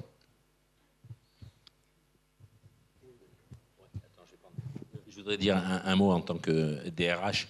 En un an de cité, vous acquérez 3 ou 4 ans d'expérience professionnelle. Je ne sais pas comment vous dire, c'est que tout ce qui est compétences de base, organisation, gestion de l'imprévu, relation à l'autre, enfin tout. Vous avez un tel concentré pendant un an que vous gagnez 3-4 ans. Vous ne perdez pas un an, vous gagnez 3-4 ans en termes d'acquisition, d'expérience et de compétences. Un grand merci Vianney pour ton témoignage. Donc ce que je vous propose maintenant, c'est que les étudiants puissent vous poser des questions après qu'Ictus vous ait posé des questions. Donc si vous avez des questions, Vianney va passer dans les rangs avec le micro pour prendre vos questions, que ce soit pour Vianney ou pour les Chaserans.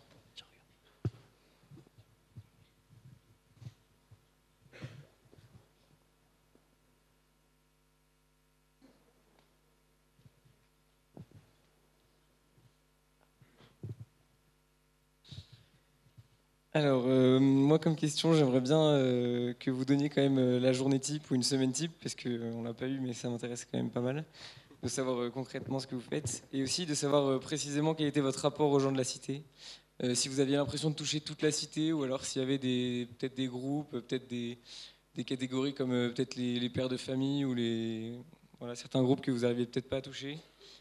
Et aussi, quelle facette de votre action vous aviez l'impression qui touchait le plus les cités? Voilà. Bon, je fais la journée type. La journée type, en fait, déjà, elle va varier selon chaque antenne parce que chaque cité est différente, chaque cité a des besoins propres. Mais globalement, il y a un cadre qui reste le même, qui est déjà l'adoration, la louange et la messe quotidienne, le matin idéalement.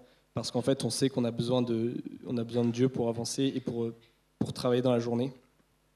Donc on a ça. Ensuite, notre semaine type, c'est un cadre qui est extrêmement variable. C'est-à-dire qu'on va avoir des activités qui sont assez récurrentes. Donc on va avoir le café de rue, on va avoir le soutien scolaire donc dans l'après-midi, on va avoir les visites à domicile, on va avoir l'accueil de loisirs, le porte-à-porte.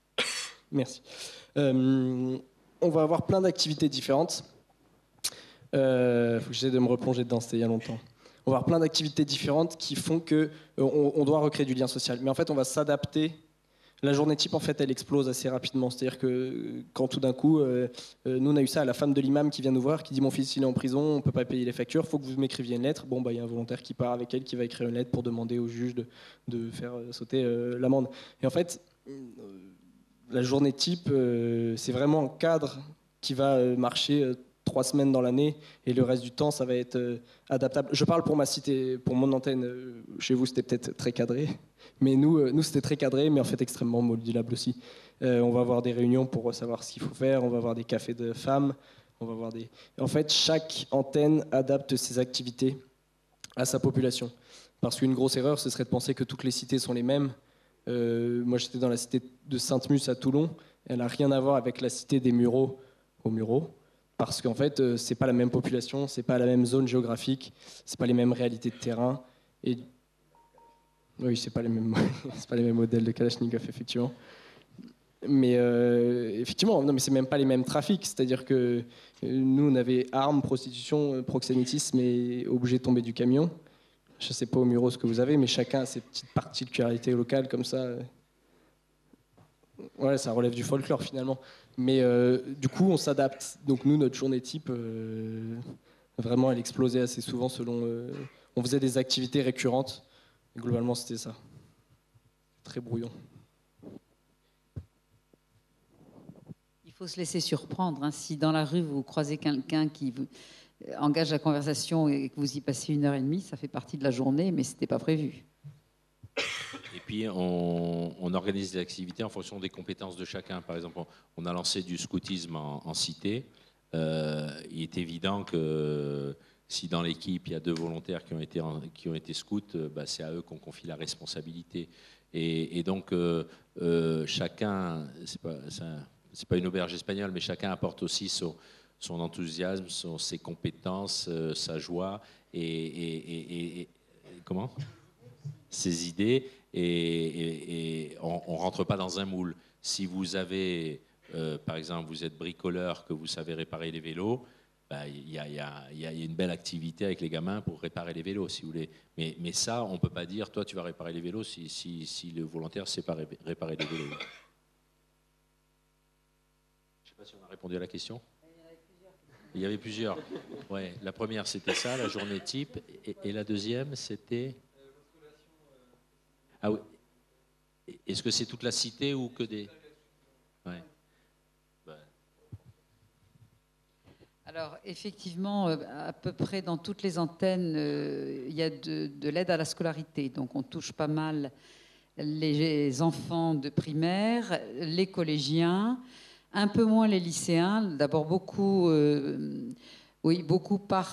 arrêtent leurs études en fin de 3e. Et dans les lycées... il y a pas mal de choses qui sont déjà proposées, donc peut-être que les jeunes de l'âge lycée ont moins besoin de nous. Ceci dit, ceux qu'on a connus, que le Rocher a connus petits, souvent continuent à fréquenter le Rocher quand même. Et puis on peut inventer aussi des activités pour eux, des soirées pizza, des choses comme ça. Alors ensuite, on touche pas mal les grands jeunes, c'est-à-dire ceux qu'on rencontre en bas des cages d'escalier et qui sont souvent dans le trafic d'ailleurs. Les grands jeunes, c'est souvent des jeunes qui ont été déscolarisés vers 12-13 ans, qui font partie de réseaux un peu douteux, beaucoup douteux d'ailleurs, et qui se retrouvent finalement à vivre de l'argent facile, mais très désœuvrés à l'âge de 28-30 ans. Donc sans formation généralement, avec l'argent facile, sans emploi du temps un peu rigoureux et qui traînent. Voilà. Cela, on les touche. On touche beaucoup les mamans. Parce que les mamans sont assez isolées dans les cités, parce qu'elles sont beaucoup chez elles d'abord, qu'elles peuvent se rencontrer à la sortie de l'école, mais elles se reçoivent quasiment jamais entre elles, sauf dans le cercle familial. Et donc elles sont très contentes d'avoir un lieu de rencontre au Rocher. Donc les cafés des femmes, en général, ça marche très fort, avec des activités qui peuvent être proposées, type couture, cours de français aussi, parce qu'il y a beaucoup d'illettrisme, notamment chez les femmes. Donc moi, j'avais une voisine aux Mureaux qui était là depuis combien de temps ? 40 ans. D'origine, elle était marocaine, maman de 10 enfants. Elle ne parlait mais pas un mot de français. Alors moi, je crois que j'ai eu une grâce de l'Esprit Saint. J'arrivais à peu près à comprendre tous les jargons, mais Pierre était complètement perdu. Il me disait, je comprends rien ce qu'elle me dit.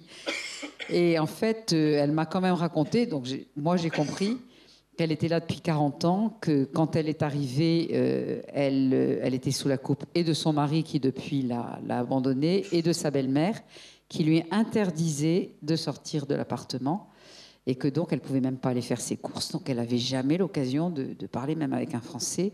Et quand elle s'est retrouvée seule, une fois que son mari est reparti au pays avec la vieille maman, parce que les hommes dans l'islam attachent beaucoup plus d'importance à leur mère qu'à leur femme, elle m'a dit, moi je suis trop vieille, j'y arriverai plus. Donc vraiment, elle ne parlait pas quoi, du tout. Donc il y a beaucoup d'illettrisme. Donc il y a aussi des cours de français pour les femmes. Alors ceux qu'on arrive le moins à toucher, c'est les hommes. Et ça, je laisse Pierre en parler. Les hommes adultes, les pères de famille. On a essayé de faire des trucs avec les pères. Alors, le papa, la maman s'occupe de l'éducation des petits et en fait, ces petits et la cuisine, c'est sa chasse gardée. Donc, le père ne s'en occupe pas. Et pour peu qu'il travaille, il continue à ne pas s'en occuper ensuite à l'adolescence.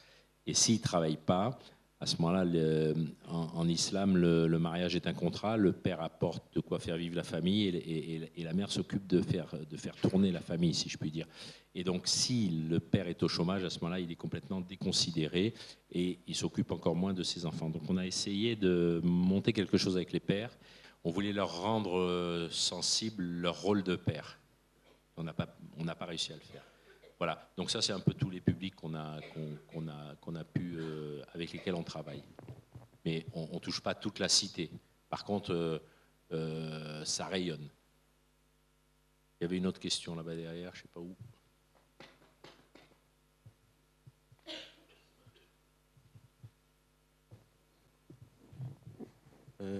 Bonsoir, je me demandais... Tu peux enlever le masque, ouais. C'est pour Vianney du coup. Est-ce que vous avez été au Rocher en temps de Covid ou c'était avant? Et sinon, comment ça se passait? Est-ce qu'il y avait moins de relations avec les gens?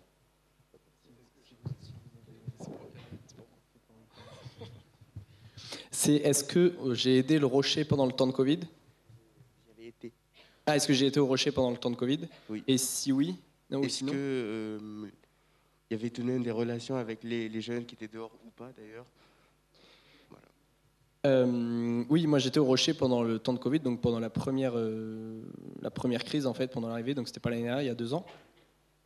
J'étais au Rocher pour des besoins d'antenne, enfin pour des besoins d'équipe, on a été délocalisés, c'est-à-dire que nos responsables d'antenne n'étaient pas dans la cité. Et on avait 2 volontaires qui, au moment du confinement, avaient pris leur week-end prolongé et donc étaient chez eux. Donc on était encore 2 volontaires dans la cité. Et donc en fait, on s'est délocalisé. On est allé chez nos. On avait des seniors en cité comme Pierre et Isabelle. Et donc on est allé chez ces seniors qui avaient une maison à 20 minutes de Toulon.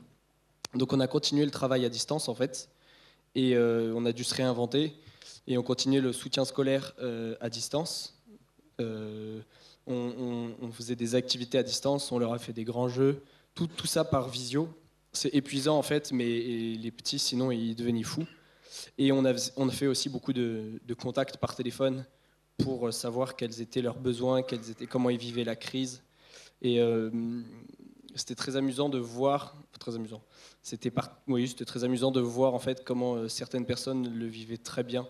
C'est-à-dire que Courado, le petit gitan dont je vous ai parlé tout à l'heure, fils du prince des gitans, invaincu à la pétanque, je l'appelle. Et je venais d'avoir Josiane qui vivait hyper mal le confinement, qui voyait personne et tout. J'appelle Courado, je lui fais ça va bien et tout. Il fait bah ouais, je joue à la pétanque avec mes cousins au bas des blocs et tout. J'ai dit d'accord, mais principe du confinement, tu dois rester chez toi et tout. Il fait ouais, t'inquiète, je suis chez moi et tout. Bon, au bas des blocs, en train de jouer à la pétanque. Clairement, il y en a qui l'ont très bien vécu le confinement, il y en a qui l'ont très mal vécu. Mais le but, c'était voilà, d'assurer une veille, de savoir qui allait bien, qui allait mal, s'occuper de ceux qui allaient mal et continuer surtout le soutien scolaire pour les enfants parce que à l'échelle de la France même, on s'en est rendu compte qu'il y avait une déscolarisation et une baisse du niveau scolaire incroyable à cause du distanciel. Du coup, on a continué la mission, oui, bien sûr, et c'était très enrichissant. Et je sais que dans beaucoup d'antennes, il y a eu de la mise en relation entre habitants. C'est-à-dire que le Rocher a permis à certains habitants d'aider d'autres habitants, ce qui était complètement inhabituel. et ça a créé des liens de solidarité et d'entraide et de relations qui n'auraient pas été permis s'il n'y avait pas eu la Covid. Bon, moi, je suis aussi bénévole au Secours populaire. Enfin, c'est pas Rocher, mais je suis bénévole au Secours populaire depuis 1 an et demi. Et on parle d'éducation populaire. Donc, ma première question, c'est êtes-vous d'accord avec le terme d'éducation populaire? Parce que nous, on entend par là qu'il y a des personnes qui ne savent pas faire à manger, qui ne s'occupent pas de leurs enfants, qui ne savent pas aussi s'occuper d'elles-mêmes. Et donc, voilà, c'est un peu pour ça qu'on parle du terme d'éducation populaire.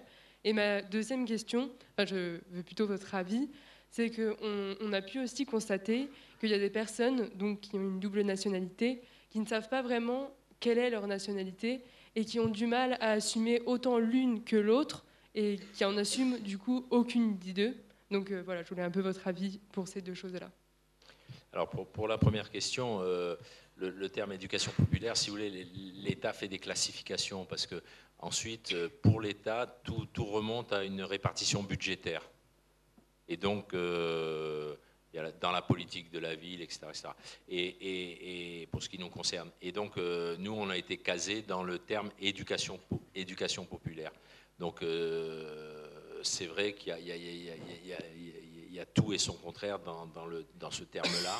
Mais nous, on a été un peu obligés de le prendre parce que quand on a déposé les statuts, on nous a dit non, vous êtes éducation populaire. C'est un terme un peu administratif. En fait, nous, on est le Rocher, voilà, c'est ce qu'on leur dit. Bon, ben, si ça leur fait plaisir qu'on soit éducation populaire, il n'y a pas de problème. Mais pour nous, ce n'est pas important. Ce qui est important, c'est ce qu'on fait et ce qu'on est. Maintenant, pour la deuxième question, les personnes, gamins ou non, qui sont algériens français, marocains français, il y en a énormément. Il y en a énormément. Que vous dire là-dessus? C'est vrai qu'ils sont... On a tendance à penser qu'ils se sentent plus algériens que français ou marocains que français, ça c'est clair. Et de toute façon, ils sont un peu déboussolés. À partir du moment où il n'y a aucune exigence d'intégration ou d'assimilation et qu'on les laisse libres finalement de choisir la culture à laquelle ils se réfèrent, c'est vrai qu'ils sont de toute façon en France, même si ils aiment bien le folklore, pour ceux qui sont berbères, ceux qui sont chaouis, ceux qui sont kabyles, ils aiment bien leurs coutumes d'origine, leurs racines. Et en fait, si vous voulez, l'homme a besoin de racines, et c'est vraiment une génération qui est à cheval, et c'est douloureux pour eux. Moi, je dirais que plus la personne s'insère dans la société française, moins elle se sent écartelée. Ceux qui sont, par exemple, en échec scolaire vont se sentir plus mal que ceux qui réussissent à être diplômés, à trouver du boulot. Là, moi, j'ai en tête une famille où les parents étaient illettrés des Berbères marocains, illettrés tous les deux, et les 5 enfants ont admirablement réussi. Je pense qu'ils se sentent quand même bien français, tout en étant quand même berbères et en gardant leurs racines, et c'est tout à fait légitime et normal, parce que grâce à leur réussite, ils ont du boulot et ils sont insérés dans la société. Ceux qui sont laissés pour compte, forcément, là, ils en veulent à la France, mais comme ils ne se sentent pas non plus de leur pays d'origine, ils ne savent plus où ils en sont, mais c'est beaucoup au cas par cas, je dirais. On a quelques exemples d'immigrés qui ont choisi de donner des prénoms français ou chrétiens à leurs enfants. C'est assez rare. Et on a eu aussi beaucoup d'exemples de familles harkis. Les harkis, eux, ils ont choisi la France. C'était où ils choisissaient la France, où ils étaient assassinés en Algérie. Et donc, c'était relativement clair comme choix. Ils ont choisi la France. Et on a vu beaucoup plus il y avait beaucoup moins de questions dans ces familles harkis sur leur racines ou leur rattachement. Ils étaient français et ils ont passé le cap et pour eux c'était de l'histoire ancienne. Voilà. Sinon, c'est vrai que c'est douloureux. C'est un problème douloureux.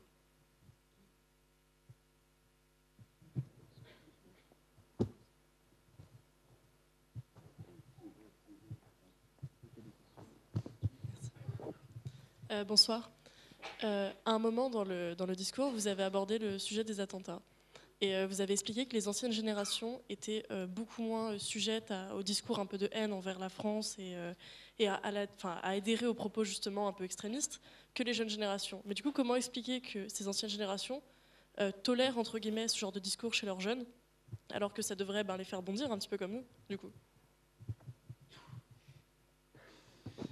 C'est très intéressant comme question parce qu'on se l'est tout le temps posé.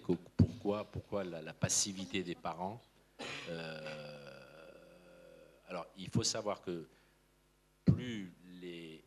c'est surtout des garçons plutôt que des filles, plus les garçons sont hors circuit, ou dans le circuit de la drogue, de la violence, de la délinquance, de l'alcool, plus ils sont dans ces circuits-là, moins les parents ont prise sur eux. Donc ça, ils ont prise sur rien, donc ils ne peuvent pas avoir prise sur la position de leur enfant, sur les attentats. Et puis, moi je crois qu'il y a une communauté qui a peur. Un attentat, si vous voulez, ça fait peur. Quelle va être la réaction des autorités? Quelle va être la réaction des Français? Et donc, ils ont d'abord un sentiment de peur. Et ils ont du mal, je suppose, à exprimer un sentiment fort sur ce qui s'est passé, un sentiment fort et un sentiment vrai sur ce qui s'est passé. Mais cela étant, c'est vrai des attentats comme de beaucoup de choses. C'est-à-dire que l'autorité, les mères n'ont plus autorité sur leurs enfants, ça c'est clair, quand ils sont grands, et les pères sont absents. Donc ça c'est compliqué. Mais il n'y a pas que le domaine des impressions ou des sentiments sur les attentats. Et ça... il faudrait que le Rocher arrive à replacer les pères au cœur de leur rôle, parce qu'il faut savoir quand même que pour ce qui est des populations maghrébines comme d'Afrique, si vous voulez, la notion d'autorité, elle existe. Hein. Au bled, les gamins, ils font pas de bêtises. Hein. Quand ils retournent en vacances au bled, ils font pas de bêtises. Or, pourquoi ce qui est vrai au bled n'est pas vrai chez nous ou dans la cité? Et ça veut dire qu'il faut que les parents reprennent leur autorité. L'autorité qu'ils ont au bled, ils ne l'ont plus en France. Donc ça, c'est compliqué. Et donc, il faudrait réussir à vraiment les convaincre que ce rôle, ils ont à le jouer. Et ça ne veut pas dire seulement flinguer le gosse ou... Certains le jouent, heureusement. Mais de toute façon, les familles où les choses se passent avec des parents qui tiennent, et ça ne veut pas dire que c'est des familles où le père et la mère ont fait bac+5. Hein. On a des tas d'exemples où la mère est illettrée, le père est manœuvre et les gosses marchent droit parce qu'il y a une volonté des parents de les faire marcher droit. Donc heureusement, Dieu bénisse, il y a quand même des familles où ça tourne bien.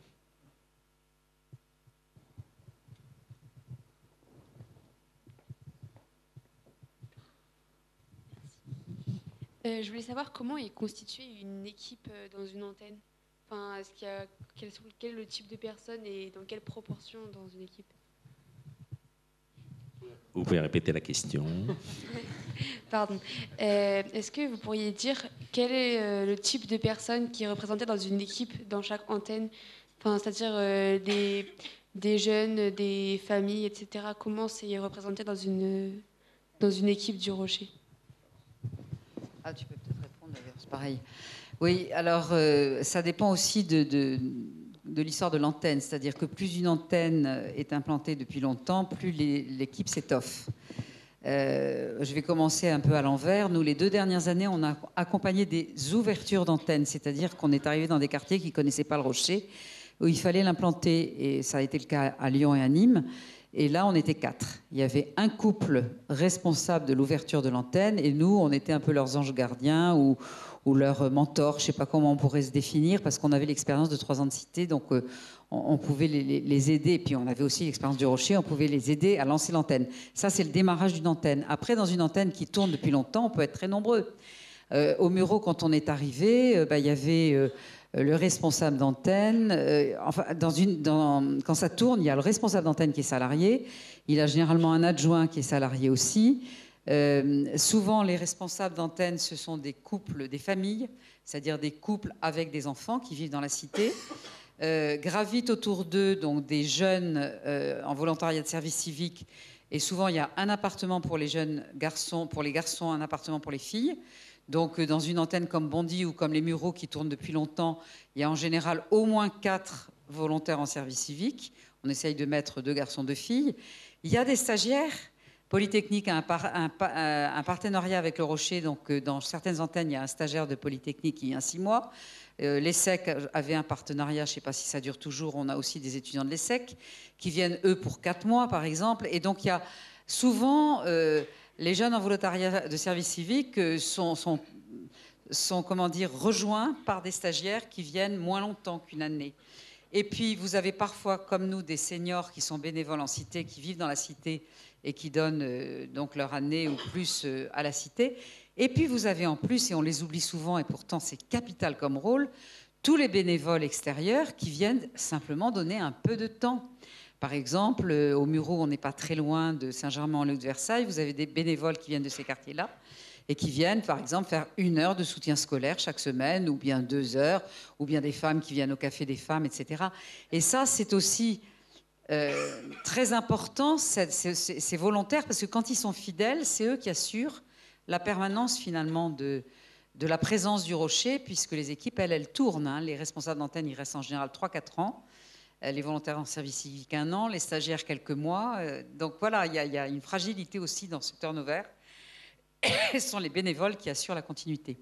Donc ça peut aller de 4 personnes pour un démarrage d'antenne à 10 personnes plus 50 bénévoles pour une antenne qui tourne. Et quand je dis 10 personnes, ça peut être 12 ou 14.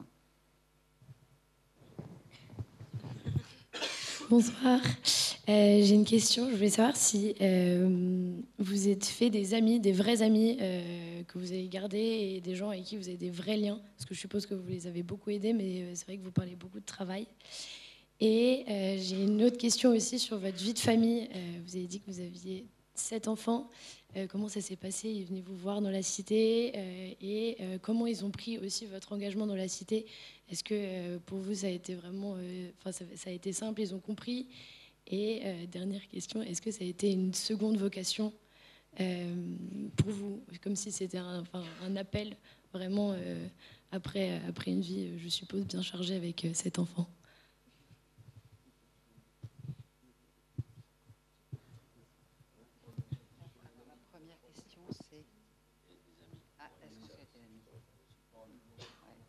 Oui. Alors c'est vrai, rapidement, oui. C'est vrai que la durée joue dans l'amitié. C'est-à-dire, moi, j'ai l'impression d'avoir gardé beaucoup plus d'amis, de vrais amis au Mureau qu'à Lyon, on est resté 1 an, et à Nîmes, on est resté 1 an. On a encore des contacts, mais c'est pas pareil. C'est vrai qu'au Mureau, oui, on s'est fait des vrais amis avec qui on a vraiment une vraie joie de se retrouver et avec qui on garde un contact, parfois téléphonique, régulier. Voilà. En cité, l'amitié est foudroyante, mais avec des habitants qui ne sont pas du tout intrusifs. Nous, on a un peu tendance à dire alors tu fais quoi, etc., etc. Ils sont là, on est là, et c'est foudroyant. Et puis, ça se construit ensuite petit à petit. Mais il y a vraiment ce côté foudroyant. On a des petits-enfants qui sont venus au Mureau. Tout de suite, ils ont joué avec les gamins de la cité. Moi, je me souviens, notre petite fille Léonie, qui avait 5 ans, donc elle s'est jetée dans les bras d'une petite noire mignonne comme tout, et ils ont joué tout l'après-midi, la première fois qu'elle est venue. Et puis, 15 jours après, il y a ses parents qui l'ont amenée, qui sont allés faire un tour à la foire du trône. Elle rentre dans la foire du trône. Elle se tourne vers ses parents et dit « Il y a tous nos amis des Mureaux ici. » Voilà. Et donc, les enfants, les jeunes, on a fait des activités entre patrouille scout de Versailles et jeunes de la cité. Ça a été extraordinaire. Il y a un petit Mohamed qui avait bien sympathisé avec un chef de patrouille scout. Et donc, une première fois, une deuxième fois, une troisième fois. Et comme après chaque activité, on débobine. La troisième fois, le petit scout nous dit « Ah ben Mohamed, il m'a dit, mais je comprends pas bien, toi, t'es blond, t'habites pas à la cité, moi je suis dans la cité, mais pourquoi tu viens dans la cité ?» Alors je lui ai dit « Je viens parce que je suis scout. » Et Mohamed, il m'a dit « Ah ben alors, je veux être scout. » Voilà. Il y a une telle facilité de relation que l'amitié se crée facilement. Et on a aujourd'hui très souvent des coups de fil de gens qu'on a connus en cité. Quand on a quitté la cité, enfin je pense que Vianney a eu la même expérience, les gens ne comprennent pas. Tu t'en vas, c'est pas possible. Il y a une Faïza là qui est encore en train de nous dire que de depuis qu'on a quitté, quand même, on a quitté les Mureaux en 2017, depuis qu'on a quitté, la vie est triste, alors qu'elle est très joyeuse. Hein. Mais voilà, bon, et ça, c'est extraordinaire. La deuxième question ? Alors nos enfants, c'est sur nos enfants. Alors quand on a annoncé à nos enfants qu'on allait partir en cité, bon, ils étaient tous la dernière entrée en études supérieures et les autres étaient dans la vie active. L'avant-dernière m'a dit, dis donc maman, mais moi je te vois pas du tout dans ce monde-là.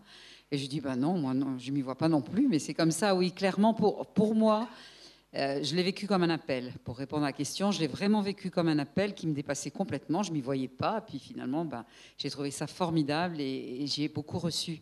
Donc, comment est-ce qu'ils ont pris la chose ? Ils se sont dit, les parents sont un peu fous. Et alors, ce qui a été très, très drôle, c'est que moi, je recevais des coups de téléphone des parents des volontaires en service civique qui me disaient, mais c'est génial de vous savoir en cité parce que ça nous rassure qu'il y ait des cheveux blancs en cité qui veillent un peu sur nos petits volontaires, nos enfants volontaires en service civique. Et nous, c'était nos enfants qui avaient la trouille pour nous. Donc, c'était vraiment le monde à l'envers. Alors, ils sont venus assez rapidement nous voir. Ils ont été rassurés. Et ils ont été sympas parce qu'ils ont quand même suivi d'assez près notre mission. Ils sont venus assez régulièrement. Et je pense que ça fait grandir toute la famille. Mais à la fin, ils en avaient marre. C'est-à-dire que quand on les voyait, on parlait cité, on faisait venir des camps à la maison. Il y avait toujours une Aïcha ou une à la maison. Et ils commençaient à en avoir marre. Et c'est une des raisons pour lesquelles on a arrêté. Mais sinon, je crois qu'on aurait continué. On a beaucoup de volontaires qui sont venus au Rocher contre l'avis de leurs parents. Je ne sais pas toi si c'était le cas. Beaucoup de volontaires qui nous ont dit que leurs parents n'étaient pas d'accord parce qu'ils ont une image de la cité telle que ma fille va se faire violer, va se faire égorger. Les filles n'ont jamais eu peur. Enfin, je connais pas de filles. Les garçons, de temps en temps, ils se font un peu bousculer, mais les filles n'ont jamais eu peur. Et ce qu'il y a de beau, un jour, on a écrit un bouquin, donc... Et alors, il y a une petite volontaire qui nous dit « Ah, merci d'avoir écrit le bouquin ». Alors, on lui dit « Oui, enfin, bon, c'était gentil de nous dire merci, mais elle dit « Parce que je l'ai passé à ma grand-mère, et du coup, elle est venue en cité, et du coup, son regard a changé. » C'est beau, hein ? Troisième question ? Il n'y avait pas une troisième question ? Merci. Peut-être une dernière question. Nous, on peut rester jusqu'à minuit, hein, donc... Aujourd'hui, on entend beaucoup parler de la violence, et notamment à travers un film qui est sorti récemment. Est-ce que la violence, c'est quelque chose que vous avez vu et constaté dans les cités ? Yes. Je te le passerai. Nous on l'a vu entre jeunes, les combats de coq, et moi j'ai été souvent menacé de mort parce que j'étais l'autorité.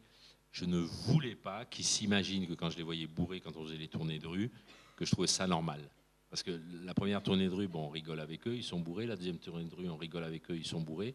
Puis au bout de 3 tournées de rue, on se dit à quoi ça sert, quoi, si c'est pour rigoler avec eux parce qu'ils sont bourrés. Donc à un moment, je pensais que la confiance était suffisante pour que je leur dise « Oh, frère, je peux t'aider à sortir de là, de l'alcool. » Alors là, ça a été catastrophique. Tu dis que je bois, moi, la vie de ma mère, moi, jamais j'ai bu. Tu dis que je bois, enculé.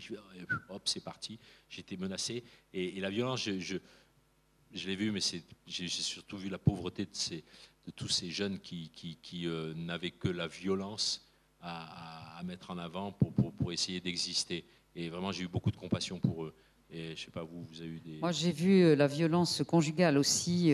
Moi, dans un de mes premiers porte-à-porte, je me suis liée d'amitié avec une jeune femme d'origine sénégalaise avec qui je suis d'ailleurs en contact et qui a réussi à quitter la cité et qui s'était défenestrée pour échapper au coup de son conjoint. Donc, elle a sauté d'un 3e étage. Elle s'est ramassée évidemment en mauvais état, mais quelque part, ça l'a aussi sauvée. Et j'ai appris à cette occasion-là que quand on est arrivé au Mureaux, ça faisait la 3e défenestration en 3 ans de femmes qui échappaient au coup de leur conjoint. Donc la violence familiale, la violence conjugale existe et la violence familiale sur enfants existe aussi. On en a été aussi témoin. Mais la violence, je dirais, dans la rue, c'est souvent entre jeunes, mais ça ne nous a pas impacté directement, sauf dans ce que Pierre a dit. Et alors moi, en tant que grand-mère aux cheveux blancs, j'étais vraiment intouchable. J'étais la sage. Donc, personnellement, je n'ai jamais subi de violence. Elle m'a sauvé la vie parce qu'un jour, il y avait Donc un jeune qui était pas très clair, il me regarde et enculé, je vais te faire la peau, enculé. Et il tourne autour de moi. Donc moi, je le regardais dans les yeux, C'est drôle, je ne suis pas courageux, hein, franchement. J'ai jamais eu peur. Je ne sais pas pourquoi. Et au bout d'un moment, il arrête de tourner autour de moi, il lève la main, il avait un couteau à la main, il le ferme, il dit, tu vois, je ne t'ai pas tué. Il dit, tu as de la chance, hein, parce que ta femme, elle est comme ça. Merci Isabelle. Nous, on a été exposés à de la violence de rue. C'est-à-dire que nous, dans notre cité de Toulon, Sainte-Mus, on a eu, en l'espace de 4 mois, on a eu 7 morts. Parce qu'en fait, c'était les sorties de prison. C'est-à-dire que c'est la fin de l'année, c'est avant les vacances, les sorties de prison arrivent, ils libèrent des gens comme ça, je ne sais pas pourquoi. Et avant l'été, et en fait, à ce moment-là, ceux qui étaient en prison, qui veulent récupérer leur place dans le trafic, eh bien, en fait, n'ont pas d'autre solution que de tuer celui qui a pris leur place, en fait. Et quand c'est des têtes de réseau, eh bien, en fait, ça implique beaucoup de monde parce que du coup, il y a la tête de réseau et puis tous les choufs en dessous. Et du coup, nous, on a été exposés à 7 morts. On a eu un garçon qui aurait pu être le 8e, qui était menacé de mort, duquel on était très proche et qui a fui, en fait, qu'on a aidé à fuir dans un premier temps à la Légion étrangère. Et en fait, le petit garçon, le minot avait 16 ans, il était menacé de mort. Et comme on était à Toulon, on l'a envoyé au bagne pour qu'il s'engage à la Légion étrangère comme cuisinier, parce qu'il adorait ça. Et en fait, il a refusé à partir du moment où il s'est rendu compte qu'il n'avait plus accès à son téléphone portable. C'est-à-dire que le garçon était menacé de mort. Et en fait, il a refusé d'aller se mettre à l'abri à la Légion étrangère parce qu'en fait, il n'avait plus son téléphone portable. Bref. Et bon, il a fini par fuir ailleurs. Et en fait, on a été exposé à cette violence jusqu'au dernier moment. C'est-à-dire que le dernier jour, vraiment la veille de notre départ, moi, j'ai eu sous les yeux un minot de 18 ans qui s'était fait tuer, qui avait 3 balles dans la tête et 2 dans le corps. Et j'ai été menacé par les... En fait, ce que j'essayais de faire, c'est de voir si on pouvait le sauver, en fait. Et sur le coup, on ne réfléchit pas, parce qu'en fait, tu réfléchis après coup, tu dis 3 balles dans la tête, oui, il est mort, clairement. Mais sur le moment, on se dit, il y a quelque chose à faire. Peut-être qu'on peut voir prendre son pouls, juste regarder, appeler les pompiers. Et en fait, autour d'eux, du gamin, il y avait 15 gars énervés comme jamais. Et il n'y en a aucun qui a pensé à prendre le pouls, à appeler les pompiers, à faire quoi que ce soit. Les 15, en fait, ils pensaient déjà à aller tuer ceux qui avaient fait ça, en fait. Et donc, moi qui essayais, j'ai commencé à m'approcher, et plusieurs fois, il y en a un qui m'a insulté, qui m'a dit, mais en fait, dégage, laisse-nous tranquille. Et je suis survenu une dernière fois, je dis, mais vous voulez pas qu'on essaye? Là, il m'a menacé de mort, je suis parti, j'ai tourné les talons. Et en fait, j'ai repensé après coup, et je me suis dit, c'était extrêmement violent comme scène. Mais la question, c'est... Le minot qui est mort, en fait, c'est triste. On n'a rien pu faire pour lui, il est mort. Mais les 15 autres qui restent autour, qu'est-ce qu'on va en faire finalement? Et c'est de eux dont il faut s'occuper aujourd'hui. Les 15 autres qui pensent déjà à tuer à nouveau, sans même avoir vérifié si leur ami était vraiment mort, c'est de eux dont on va devoir s'occuper demain. Et qu'est-ce qu'on en fait aujourd'hui? Et c'est pour ça que je pense que la mission du Rocher est plus que jamais d'actualité et qu'il faut faire quelque chose pour ces cités. À Marseille, une Kalachnikov, c'est 2 000 €. Et on peut gagner 2 000 € dans la journée en dealant.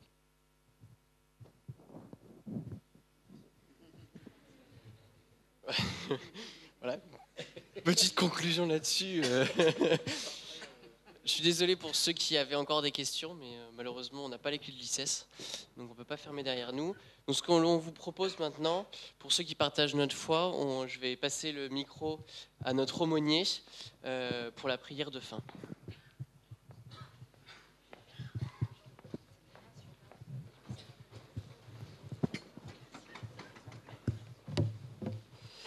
Juste d'abord pour vous remercier tous les trois pour ce merveilleux témoignage, mais qui nous a donné d'être un peu décalés. Merci de nous donner ce regard décalé par rapport à l'actualité, ce qu'on entend sur les banlieues, etc. Et c'est important d'avoir ce regard décalé, et, parce que ça remet les choses aussi en perspective. Et merci beaucoup pour tout ça, parce que ça donne à réfléchir et c'est tout à fait passionnant.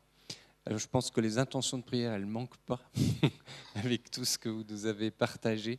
Alors on confie tout ça, on confie l'association, tous ceux qui y sont, mais aussi plus encore ceux qui sont dans ces cités et avec toutes les difficultés qu'ils rencontrent. Et puis on a prié aussi pour ceux qui peut-être pourraient partir et qui sont en train d'y réfléchir. Au nom du Père et du Fils et du Saint-Esprit. Amen. Notre Père qui es aux cieux, que ton nom soit sanctifié, que ton règne vienne, que ta volonté soit faite sur la terre comme au ciel. Donne-nous aujourd'hui notre pain de ce jour. Pardonne-nous nos offenses, comme nous pardonnons aussi à ceux qui nous ont offensés. Et ne nous laisse pas entrer en tentation, mais délivre-nous du mal. Et on confie aussi toutes ces personnes à la Vierge Marie, parce que c'est elle qui nous donne Jésus, et il y a une grande vénération pour la Vierge Marie dans l'islam, on le sait aussi, et qu'ils découvrent Jésus, notre Dieu, notre Sauveur. Je vous salue Marie, pleine de grâce, le Seigneur est avec vous. Vous êtes bénie entre toutes les femmes, et Jésus, le fruit de vos entrailles, est béni. Sainte Marie, Mère de Dieu, priez pour nous pauvres pécheurs, à l'heure de notre mort. Le Seigneur soit avec vous. Que Dieu Tout-Puissant vous bénisse, le Père, le Fils et le Saint-Esprit. Voilà. Un grand merci à Vianney et aux Chazerans d'être venus témoigner.